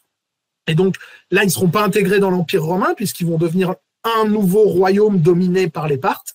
Et il y a la partie occidentale, Asie mineure et Proche-Orient, qui vont être intégrés, eux, à l'Empire romain, d'abord avec des États amis et alliés, et ensuite par des provinces, mais ça va être progressif. D'abord, parce qu'il y a le royaume attalide sur l'Asie mineure, donc les Séleucides vont perdre le contrôle de la région. Il y a un nouveau royaume qui va se créer, qui va devenir allié de Rome, puis ensuite une province romaine, en 129 avant Jésus-Christ. Et on va avoir progressivement de la provincialisation qui va s'installer, qui va grignoter l'Asie mineure, et ce qui reste du royaume séleucide, sur ce que je disais tout à l'heure, Syrie, Liban et Israël actuel, sera transformé en province romaine en 63 avant Jésus-Christ. Donc il va être intégré, oui, mais très progressivement et pas dans son intégralité. C'est vraiment que la partie vraiment occidentale qui va être intégrée dans l'Empire romain, la partie orientale, en fait, servant de matrice territoriale à l'Empire parthe et qui va devenir l'adversaire des Romains pour le contrôle de la région. Et alors, au même titre qu'on sentait qu'il y avait un reste de l'Empire perse au sein du royaume séleucide, est-ce qu'on a un héritage séleucide sur ces zones-là, que ce soit chez les Parthes ou les Romains? Alors, un héritage séleucide, c'est un petit peu exagéré, parce qu'on ne pourrait pas dire, il n'y a pas de nationalité séleucide, déjà, ça n'a aucun sens, aucun. Et culturellement, les Séleucides sont des Grecs. Donc, il y a un héritage grec. S'il y avait un héritage séleucide, ce serait par exemple la ville d'Antioche, qui, comme son nom l'indique, est une fondation. Elle porte le nom Antiochos, c'est la ville d'Antiochos. C'est une fondation séleucide et ce sera une des plus importantes cités, une des plus importantes villes de la partie orientale de l'Empire. Clairement. Ça va être un des sièges au moment de la mise en place des premières églises chrétiennes. Il y aura un patriarche d'Antioche, donc ça va être un épiscopat extrêmement important. Ça va être une résidence impériale qui va avoir droit aux largesses de Tibère, aux largesses de Trajan, aux largesses de Septime Sévère. Même Trajan va faillir y mourir parce qu'il y a un tremblement de terre quand il s'y trouve et il manque de peu de se prendre un plafond sur la tête. Et Antioche sera importante, ça va être une ville de garnison extrêmement importante, et quand les Romains vont partir en guerre contre les Parthes, Antioche servira toujours de base de départ des expéditions romaines en Orient. Lucius Verus, sous Marc Aurèle, coucou gladiateur premier du nom, il sera à Antioche. Caracalla, quand il partira contre les Parthes, ça c'est gladiateur deuxième du nom, c'est pareil, il sera à Antioche. C'est le point de départ des expéditions. Donc l'héritage séleucide, entre guillemets, ça pourrait être ça. L'une des grandes cités séleucides, l'une des capitales séleucides devient une des villes les plus importantes de l'Empire romain. Après, l'héritage grec, il n'est pas séleucide, il est grec. C'est-à-dire que sous l'Empire romain, le grec ne disparaît pas. La langue de la partie orientale de l'Empire, c'est le grec. On parle le grec. Et même si le latin est la langue administrative, vous êtes un gouverneur dans la partie orientale de l'Empire romain, si vous ne parlez pas grec, ça va mal se mettre. De toute façon, quand on est un romain lettré, on parle le grec. Même un Caton l'Ancien, à l'époque, au IIe siècle, qui est en mode delendo Carthagaest et qui est en mode faut apprendre le latin, il était bilingue en grec. Et il a fait tout ce qu'il fallait pour que son fils parle le grec. Et César, le tout coque mi fili, a priori, il ne l'a pas dit en latin, il l'a surtout dit en grec, parce qu'il parlait le grec. Toutes les élites romaines parlaient le grec. Donc l'héritage, en fait, il serait plutôt là. Et il serait aussi dans le fait que c'est sous l'Empire romain que la culture grecque qui a fermenté, germé et qui s'est épanouie à l'époque hellénistique éclate vraiment très fortement. Les grands centres de philosophie dont je parlais, ils perdurent et ils sont brillantissimes sous l'Empire romain. Enfin, l'empereur Adrien, il va à Athènes parce que c'est on l'appelait le Graecoulis, le petit grec, parce qu'il était pétri de culture grecque, il voulait passer à Athènes parce que c'était Athènes, parce qu'école de philosophie. Donc, en fait, l'héritage, il est là, il n'est pas séleucide en particulier, il n'est pas lagide, il n'est pas antigonide, il est grec. Culturellement, il est grec. Et la partie orientale de l'Empire reste hellénophone. Même s'il y a des phénomènes d'acculturation et des phénomènes de transfert culturel. Ça fait hurler les rhéteurs de l'époque, Dion de Prusse en particulier, mais les Grecs sont fans de combats de gladiateurs.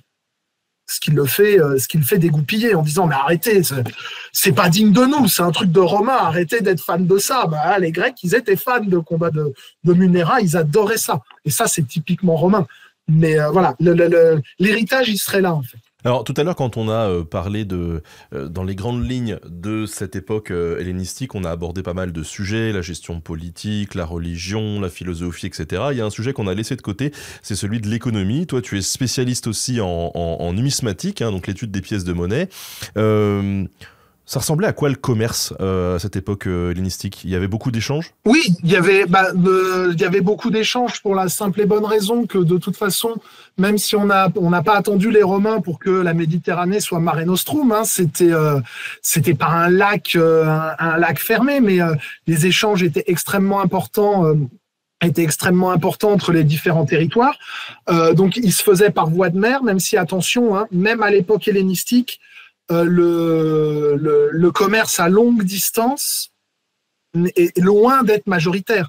Ce qui se fait, c'est le commerce local, par cabotage, ou entre tel et tel village pour aller au marché du coin. Hein, c'est comme nous, hein, on voit effectivement, on a l'image des gros bateaux, des grosses galères. C'est comme nous aujourd'hui, on voit les camions sur les autoroutes, mais finalement, ceux qui circulent le plus, c'est les livreurs Amazon ou je ne sais quoi qui vont d'un point A à un point B dans un rayon de 40 km, hein, pas plus. Donc, pour l'Antiquité, c'est la même chose. Mais c'est vrai qu'il y a un développement du commerce, on va dire international, d'une part parce qu'il y a des progrès techniques dans la fabrication des bateaux, le tonnage des bateaux augmente. Là, pour le coup, c'est une vraie révolution parce que il y avait eu un premier saut qualitatif à l'époque archaïque, mais il y avait eu il y avait une sorte de stagnation, on va dire technologique ou technique, et on a l'augmentation du tonnage des bateaux. On est passé à des bateaux qui faisaient 100, 150, enfin un tonnage de 100, 150 ou 200 à l'époque hellénistique, ce qui n'existait pas avant. Donc, on a eu une augmentation de ça. Donc, oui, ça a facilité les échanges. Mais on a eu aussi des places commerciales extrêmement importantes. On avait des endroits qui étaient des plaques tournantes du commerce. Athènes n'est plus ce qu'elle était, mais le Pirée restait un port important pour le commerce en Méditerranée en Méditerranée orientale. Alexandrie, si elle a un phare, c'est pas juste pour permettre à Claude François de faire une chanson. C'est parce que de toute façon, son port était absolument gigantesque, colossal, et que c'était une véritable interface entre la vallée du Nil, les produits qui venaient d'Afrique, et la Méditerranée. L'île de Délos, que les plus clubbeurs des auditeurs connaîtront peut-être, puisqu'elle est dans l'archipel de Mykonos. Elle est toute petite, hein, donc Mykonos, c'est là où on fait la fête, et Délos, c'est là où aujourd'hui on fouille, il n'y a plus rien. Mais c'est une île minuscule, il faudrait aller voir sur une carte pour voir à quel point c'est petit. C'était le centre commercial aux esclaves. C'était un port franc, et les Italiens, les Romains, les Grecs se retrouvaient là-bas pour faire du commerce. Donc, il était extrêmement important. Mais il ne faut pas imaginer la World Company en Méditerranée orientale. L'essentiel des échanges sont des échanges qui se font localement, qui se font sur des distances extrêmement courtes, et même si je travaille sur la monnaie, qui ne sont pas nécessairement monétarisés. L'usage de la monnaie n'est pas quelque chose de répandu. On paye avec autre chose que des pièces de monnaie. On l'utilise, les Grecs aiment beaucoup ça, mais tout le monde n'a pas des pièces dans ses poches pour aller faire ses courses. On trouve d'autres moyens de paiement. Et surtout, dans le monde hellénistique, plus on s'éloigne de Méditerranée, plus on va vers l'Est, plus on va dans des régions qui ne connaissaient pas la monnaie, qui n'y étaient pas habituées et qui donc avaient d'autres moyens de paiement. Mais voilà, il y avait le commerce, en fait, fonctionnait. Il y a eu un changement d'échelle, mais effectivement, la dilatation du monde grec a provoqué un changement d'échelle. Mais il ne faut pas surestimer l'importance de ce changement d'échelle. C'est-à-dire que les échanges existaient avant. Là, les interlocuteurs ont changé.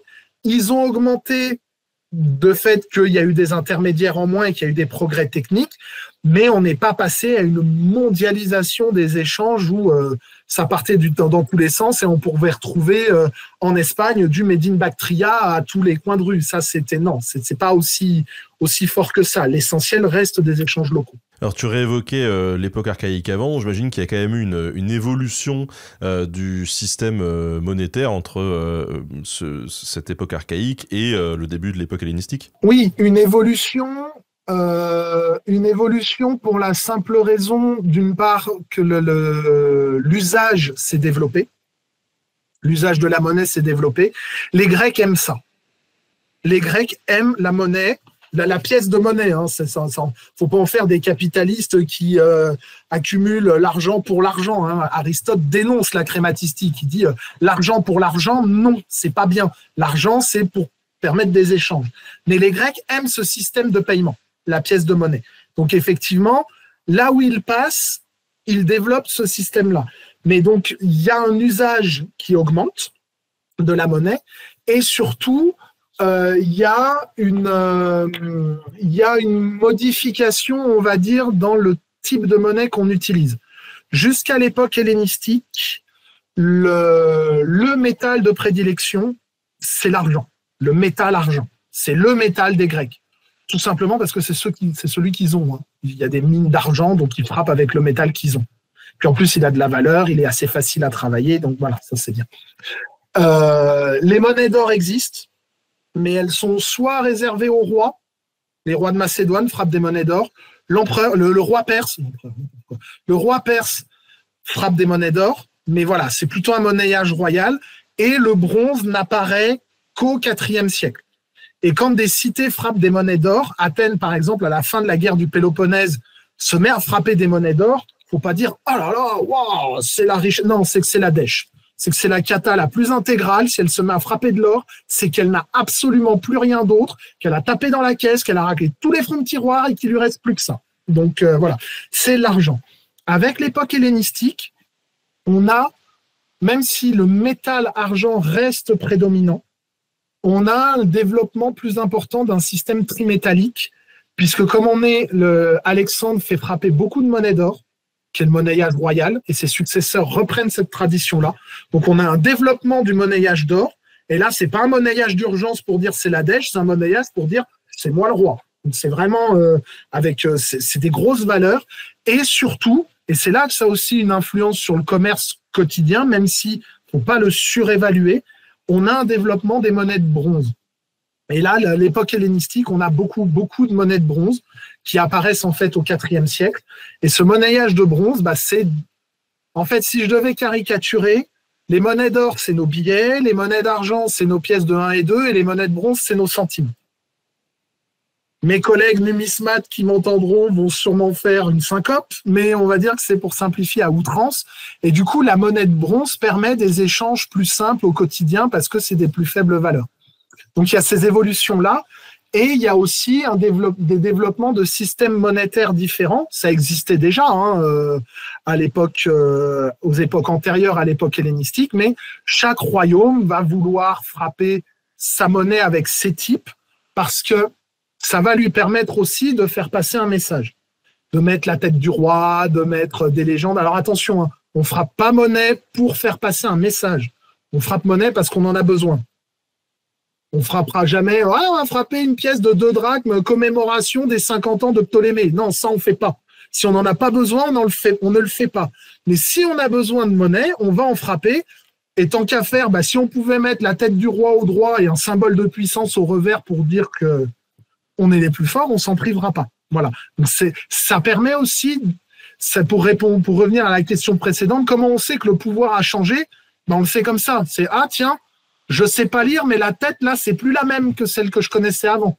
Il y a un truc qui a changé. Voilà, ça permet aussi de rendre le pouvoir visible. Mais c'est pas l'objectif premier, surtout pas. On a une question intéressante d'un Mondrian là dans le chat qui nous dit alors admettons quand Athènes frappe avec de l'or et que c'est la dèche, est-ce que du coup c'est perçu comme tel par les voisins qui disent il frappe avec de l'or, donc c'est la dèche. Et donc, est-ce que ça fait perdre de la valeur aux pièces, par exemple? L'exemple athénien est très particulier parce que c'est à la fin de la guerre du Péloponnèse, donc vraiment à la fin de la fin. Donc, Sparte est partout, elle a perdu tous ses alliés, elle n'a plus accès aux mines du Laurion. Donc, en fait, il n'y a pas besoin de frapper des monnaies d'or pour qu'on sache que c'est la dette. Tout le monde est déjà au courant. Donc, la monnaie n'envoie pas le signal, elle ne fait que confirmer le signal. Et dans le cas d'Athènes, en plus, oui, là, clairement, parce qu'ils ont frappé des drachmes en or, techniquement, le ratio, il était de, j'ai peur de dire une bêtise, 1:10 ou 1:13, j'ai un doute. Là, j'ai un doute. On va dire 1:13, mais je suis plus sûr. C'est peut-être 1:10. Mais l'idée, c'était que pour 4 grammes d'or, il fallait 13 fois 4 grammes d'argent pour avoir la même valeur, en théorie. Athènes a dit, non, moi, je frappe des monnaies en or, mais elles ont la même valeur qu'une drachme d'argent. Ouais, donc là, le signal était dégueulasse. Hein. Clairement, ça voulait tout dire. Après, pour répondre à la question, oui, il ne faut pas faire n'importe quoi, parce que il y a un système d'étalons, c'est-à-dire un système de valeur entre les métaux. Il n'y a pas que la valeur de la monnaie, il y a l'équivalence d'une monnaie dans un métal par rapport à une monnaie dans un autre métal. Et là, oui, on ne fait pas n'importe quoi, parce que le système qui est utilisé par les Séleucides, par exemple, par les Antigonides aussi, c'est pas le même par les Lagides. Les Lagides, ils avaient un système à part. Mais les Séleucides, les Antigonides avaient un système qui était hérité de celui d'Alexandre. Où en fait, là, pour le coup, je suis sûr de moi, le statère d'or, c'était une monnaie de 8 grammes. Vous pouviez faire une monnaie de 8 grammes d'or. On appelait ça un statère, parce qu'un statère, c'est 8 grammes de métal. Vous pouviez faire un statère de 8 grammes d'argent. Il n'y a pas de problème. Sauf que vos 8 grammes d'or valaient 13 fois plus que vos 8 grammes d'argent. Parce qu'il y avait un ratio de 1:13. Et effectivement, si vous commencez à bidouiller la monnaie, bah, c'est le même principe, vous créez de l'inflation, en fait, vous créez de la défiance. Si vous commencez à dire « si, je te promets, c'est un statère d'or » et que quand vous vérifiez, vous, à l'usage, vous dites « mais c'est bizarre, il est léger », on va dire que vous avez une main bionique et que vous repérez vraiment au gramme près, hein, et que vous vérifiez que votre monnaie, elle fait 8 grammes, on vous dit qu'elle fait 8 et qu'en fait, elle fait 5, mais on vous fait croire qu'elle fait 8, bah, vous allez vous méfier. Et donc, vous n'aurez plus confiance. Ou alors, vous dites « ah, tu veux me truander en faisant une monnaie qui a moins de valeur, bah, j'augmente mes prix alors. » J'en demande plus une, j'en demande 2, et vous créez de l'inflation, et du coup, vous déséquilibrez le système, et ça devient problématique. Ça devient problématique. Donc, oui, quand on tripatouille sa monnaie, que ce soit à l'époque hellénistique ou ailleurs, c'est rarement un bon signal. Encore faut-il que ça soit visible. Le problème, c'est si c'est visible. Si c'est pas visible, allez, ça peut être sur l'instant, et puis on n'en parle plus. Puis il y a des moments, ça peut être volontaire aussi. On peut dire, non, là, je décrie, ce qu'on appelle décrier sa monnaie, c'est-à-dire que volontairement, je lui fais perdre sa valeur, ou je lui en donne plus. Mais c'est un acte volontaire, donc là, vous avez une raison de le faire. Mais oui, ça reste des choses faut manipuler ça avec prudence, parce que sinon, on risque de faire dérailler la machine. Ça pourrait poser problème. Alors on a encore 5-10 minutes grand max avant d'arriver sur la fin de l'émission. Comment ça fonctionnait concrètement chez les Séleucides, ce système monétaire du coup? Alors ce système monétaire, il était hérité d'Alexandre le Grand, qui lui-même avait repris le système athénien, c'est-à-dire qu'il avait le même étalon, c'est-à-dire le même système de mesure qu'Athènes.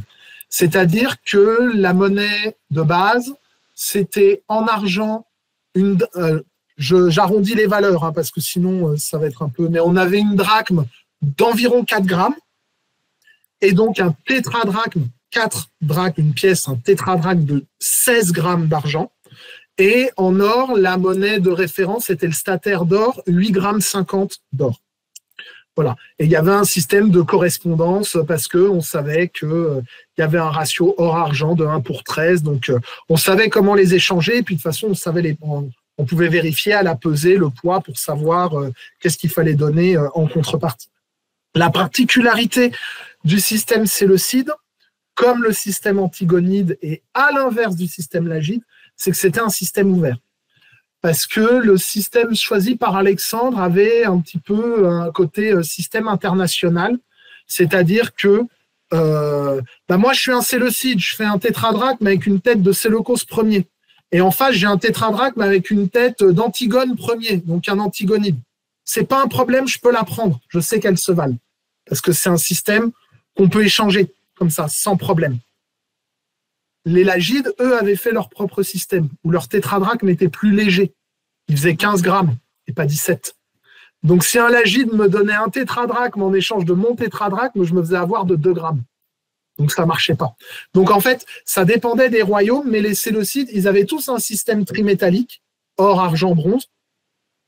Plus d'or ou plus d'argent selon les royaumes, ça dépend aussi des époques. Mais ils n'étaient pas tous forcément échangeables ou utilisables à l'international. La particularité des Séleucides, c'est qu'ils ont un étalon qui est l'étalon international, qui est utilisé partout. Il n'y a pas besoin d'échanger sa monnaie. Vous pouviez arriver avec une monnaie séleucide à Athènes, qui n'était pas dans le royaume séleucide, on vous l'acceptait. Vous arriviez dans le royaume lagide avec votre monnaie séleucide, on ne vous l'acceptait pas. Il fallait l'échanger en monnaie lagide pour pouvoir dépenser à Alexandrie. Donc la particularité, c'est ça. C'est un système ouvert. Ce n'étaient pas les seuls à l'avoir, mais eux l'utilisaient beaucoup. Et donc, si tu arrives avec une pièce séleucide en Égypte, finalement, tu te retrouves un peu dans le même truc où il faut échanger cette pièce contre quelque chose d'autre, non Ah oui, là, il y a un système de change obligatoire. On est obligé. On ne peut pas dire, mais si, c'est du métal. Non, non, il fallait vraiment échanger sa monnaie. Et il y avait des bureaux de change. Il y avait des... J'allais te dire ça, ouais. Il y avait...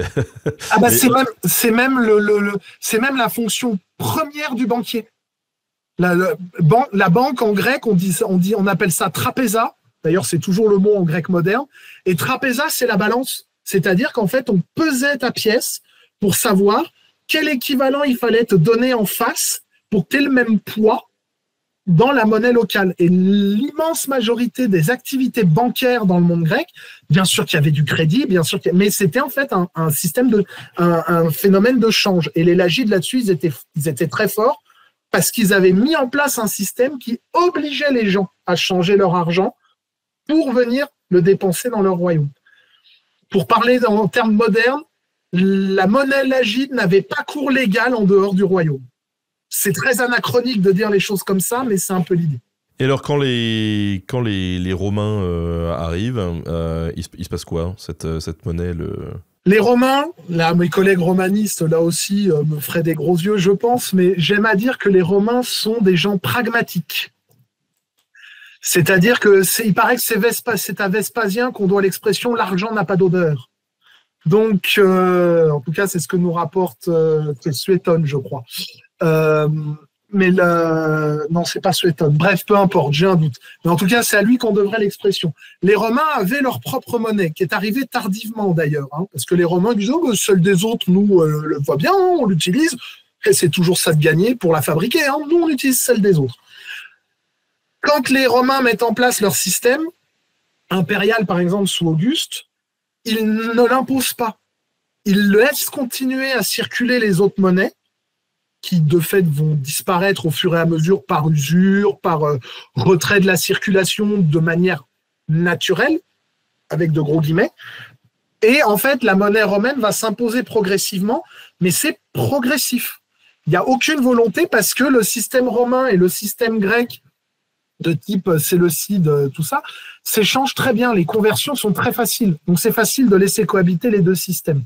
Et quand, en fait, le système va s'uniformiser sous l'Empire, à partir d'Auguste, là aussi, ça va prendre un peu de temps. Mais Auguste avait parfaitement compris que localement, les gens étaient très attachés à leur identité locale. Et en fait, on va mettre en place ce qu'on appelle un système provincial. C'est-à-dire qu'il y a la monnaie impériale, frappée sur ordre de l'empereur dans des ateliers impériaux, et il y a la monnaie provinciale, frappée au niveau local, sur autorisation de l'empereur, on ne fait pas ça n'importe comment quand même, l'empereur l'autorise, mais c'est local. Et donc, on aura, par exemple, ça va disparaître très rapidement dans la partie occidentale, mais ça va rester pendant 3 siècles dans la partie orientale, et on a dans des monnaies de bronze, ou finalement les monnaies quotidiennes, ce qu'on appelle les monnaies provinciales, où vous avez des monnaies avec la tête de l'empereur, il n'y a pas de problème, on ne le confond pas, et c'est écrit, mais la légende est en grec, pas en latin. Et au revers, il y a des types et des légendes qui renvoient à des particularismes locaux, telle cité, telle divinité locale, et c'est ce que les gens utilisaient au quotidien, en plus de la monnaie impériale. Les deux cohabitaient. Il y a un pragmatisme monétaire des Romains, de toute façon, il y a un pragmatisme romain dans beaucoup de domaines, pour être honnête. Les Romains, tant qu'on leur obéit et tant que ça fonctionne, ils sont contents. L'administration romaine, elle est assez peu développée, en fait, finalement. Et donc, ils ont besoin de s'appuyer sur les ressources locales, sur les richesses locales, y compris les richesses humaines. Et donc, tant que ça fonctionne et qu'on ne remet pas en cause leur autorité et que les impôts rentrent, les Romains, eux, tout leur va. Ça leur convient. Et donc, ils sont très, très à cheval sur le respect des particularités locales, tant que ça ne pose pas de problème.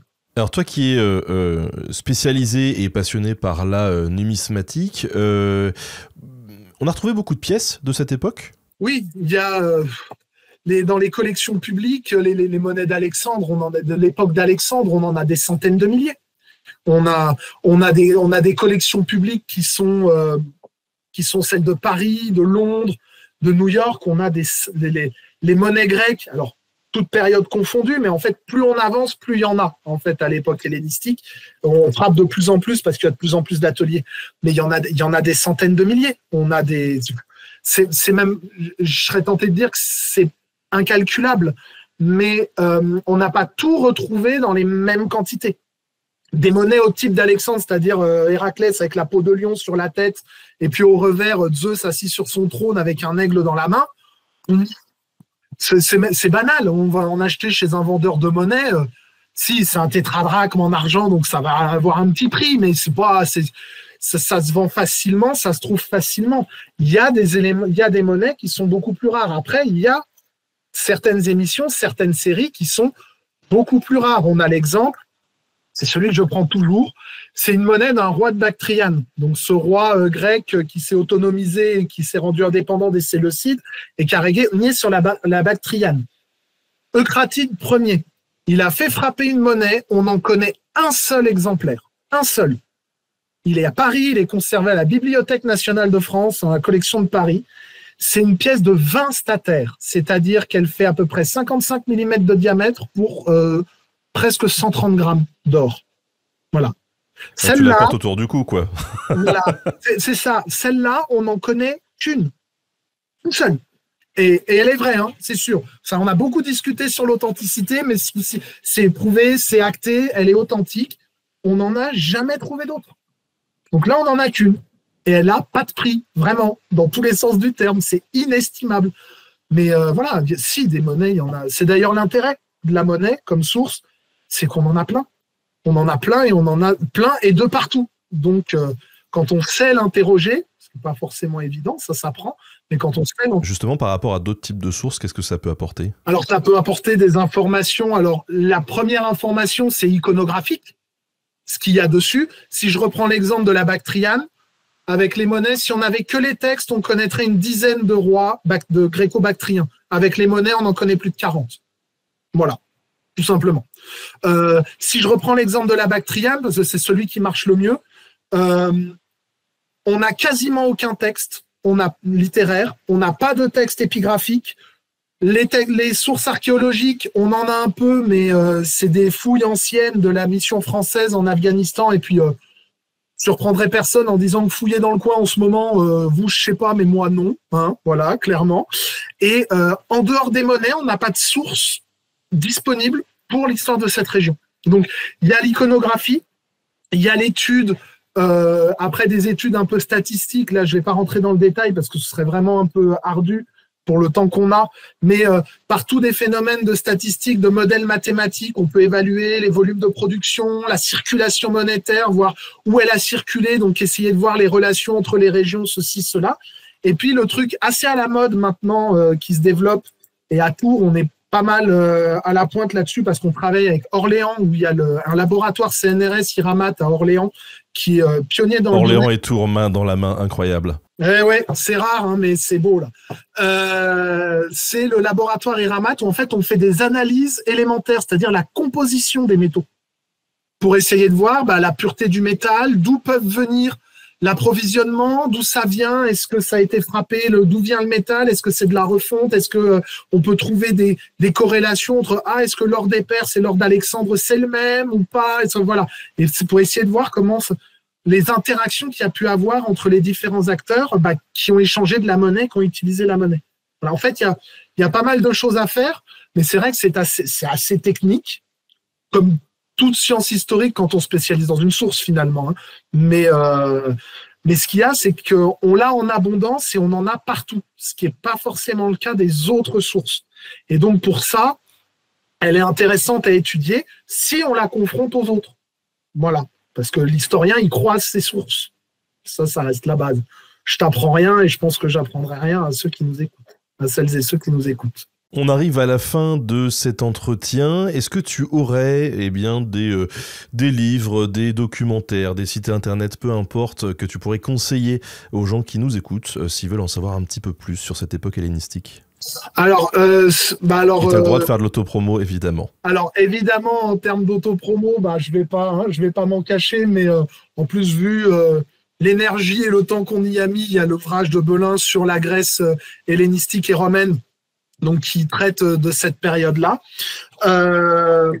Sinon, comme documentaire, là aussi, autopromo, mais il se trouve que on en a fait pas mal avec la sortie du bouquin, mais on a fait une série de 3 podcasts avec un de mes collègues, Gerbert Bouissou, qui est un des co-auteurs de l'ouvrage, donc sur Storia Voce, donc qu'on trouve en ligne. Ça a été mis en podcast sur YouTube, donc sur l'époque hellénistique, c'est bien. Sinon, il y a qu'est-ce qu'on peut avoir comme les documentaires en fait sur l'époque hellénistique sont assez rares. Alexandre à la cote, mais après ça passe. Alors là aussi autopromo la tienne pour le coup. Si vous ne l'avez pas vu, je vous invite à aller voir la vidéo sur les diadoques. C'est quand même sympa quand tu as des invités qui te font de la pub et tout. Mais voilà, non, elle est vraiment bien. Voilà, après on a pas mal d'ouvrages on va dire de base que on conseille aux étudiants. Si je peux en conseiller un, alors c'est des collègues, hein, là, moi en plus, je reconnais, c'est des gens que j'apprécie et ils font du bon boulot. C'est moins gros que le Belin, donc c'est moins cher, ça se lit plus facilement. C'est celui-ci dans la collection Hachette, Les mondes hellénistiques, que moi j'aime beaucoup parce que, alors, il a une approche, on va dire, un petit peu chronologique, mais il ne nous assomme pas avec la chrono. De toute façon, dans cette période-là, la chrono, elle est assez imbouffable, il faut être honnête. Mais ce que j'aime beaucoup, c'est que justement, il insiste beaucoup sur les aspects orientaux. Les gens qui ont écrit dedans, ce sont des spécialistes du monde égyptien, du monde iranien, du monde mésopotamien. Et donc, en fait, s'il y a un endroit dont il parle peu, c'est la Grèce.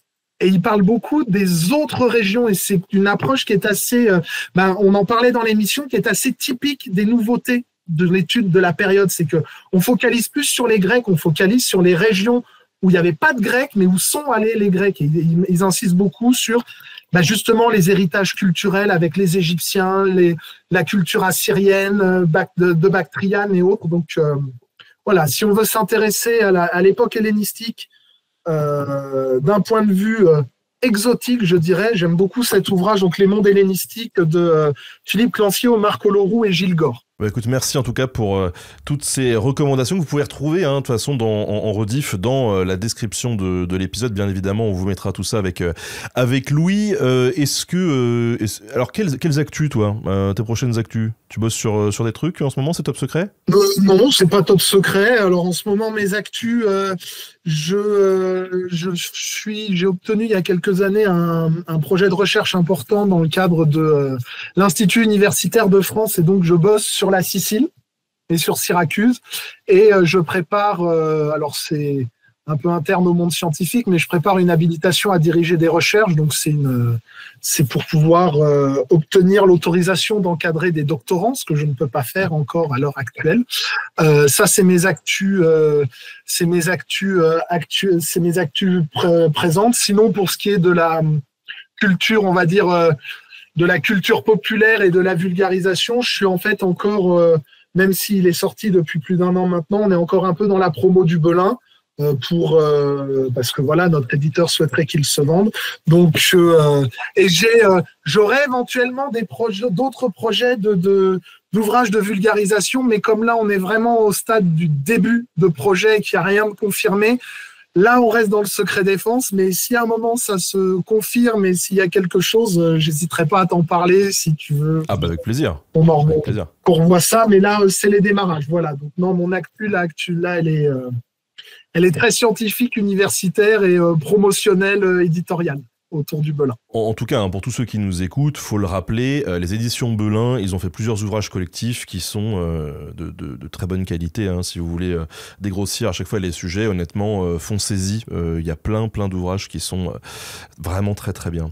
Un mot de la fin, tu voulais rajouter quelque chose ? Moi, j'ai déjà beaucoup parlé, mais ça, c'est vrai, mais c'était passionnant. Apparemment, il y a des gens dans le fil de discussion qui me connaissent et qui ne seront pas surpris que je déverse un flot ininterrompu. Non, écoutez, moi, merci à toutes celles et ceux qui ont participé en direct à l'émission. Merci à celles et ceux qui la regarderont en replay sur YouTube ou en podcast ailleurs. Et voilà, j'espère simplement que si vous avez pu... si j'ai pu vous donner envie de vous intéresser, même d'un point de vue strictement culture personnelle, à l'époque hellénistique et à aller voir le monde grec au-delà d'Alexandre, voilà, j'aurais réussi ma journée. Sachez que Cléopâtre, elle est très bien, mais c'est que la 7e du nom, il y en a eu plein avant elle, et que donc il y a plein de choses à découvrir sur cette période, y compris en dehors de l'Égypte. Top, le message il est bien passé, en tout cas merci Pierre-Olivier d'avoir accordé un petit peu de ton temps. On a eu pas mal de questions malheureusement quand j'ai pas eu le temps de te poser qui sont tombées dans le chat, mais allez vous intéresser aux travaux de Pierre-Olivier et je suis sûr que vous y trouverez des réponses. À plus tout le monde, encore merci à toi Pierre-Olivier. Merci à toi. Et à très bientôt.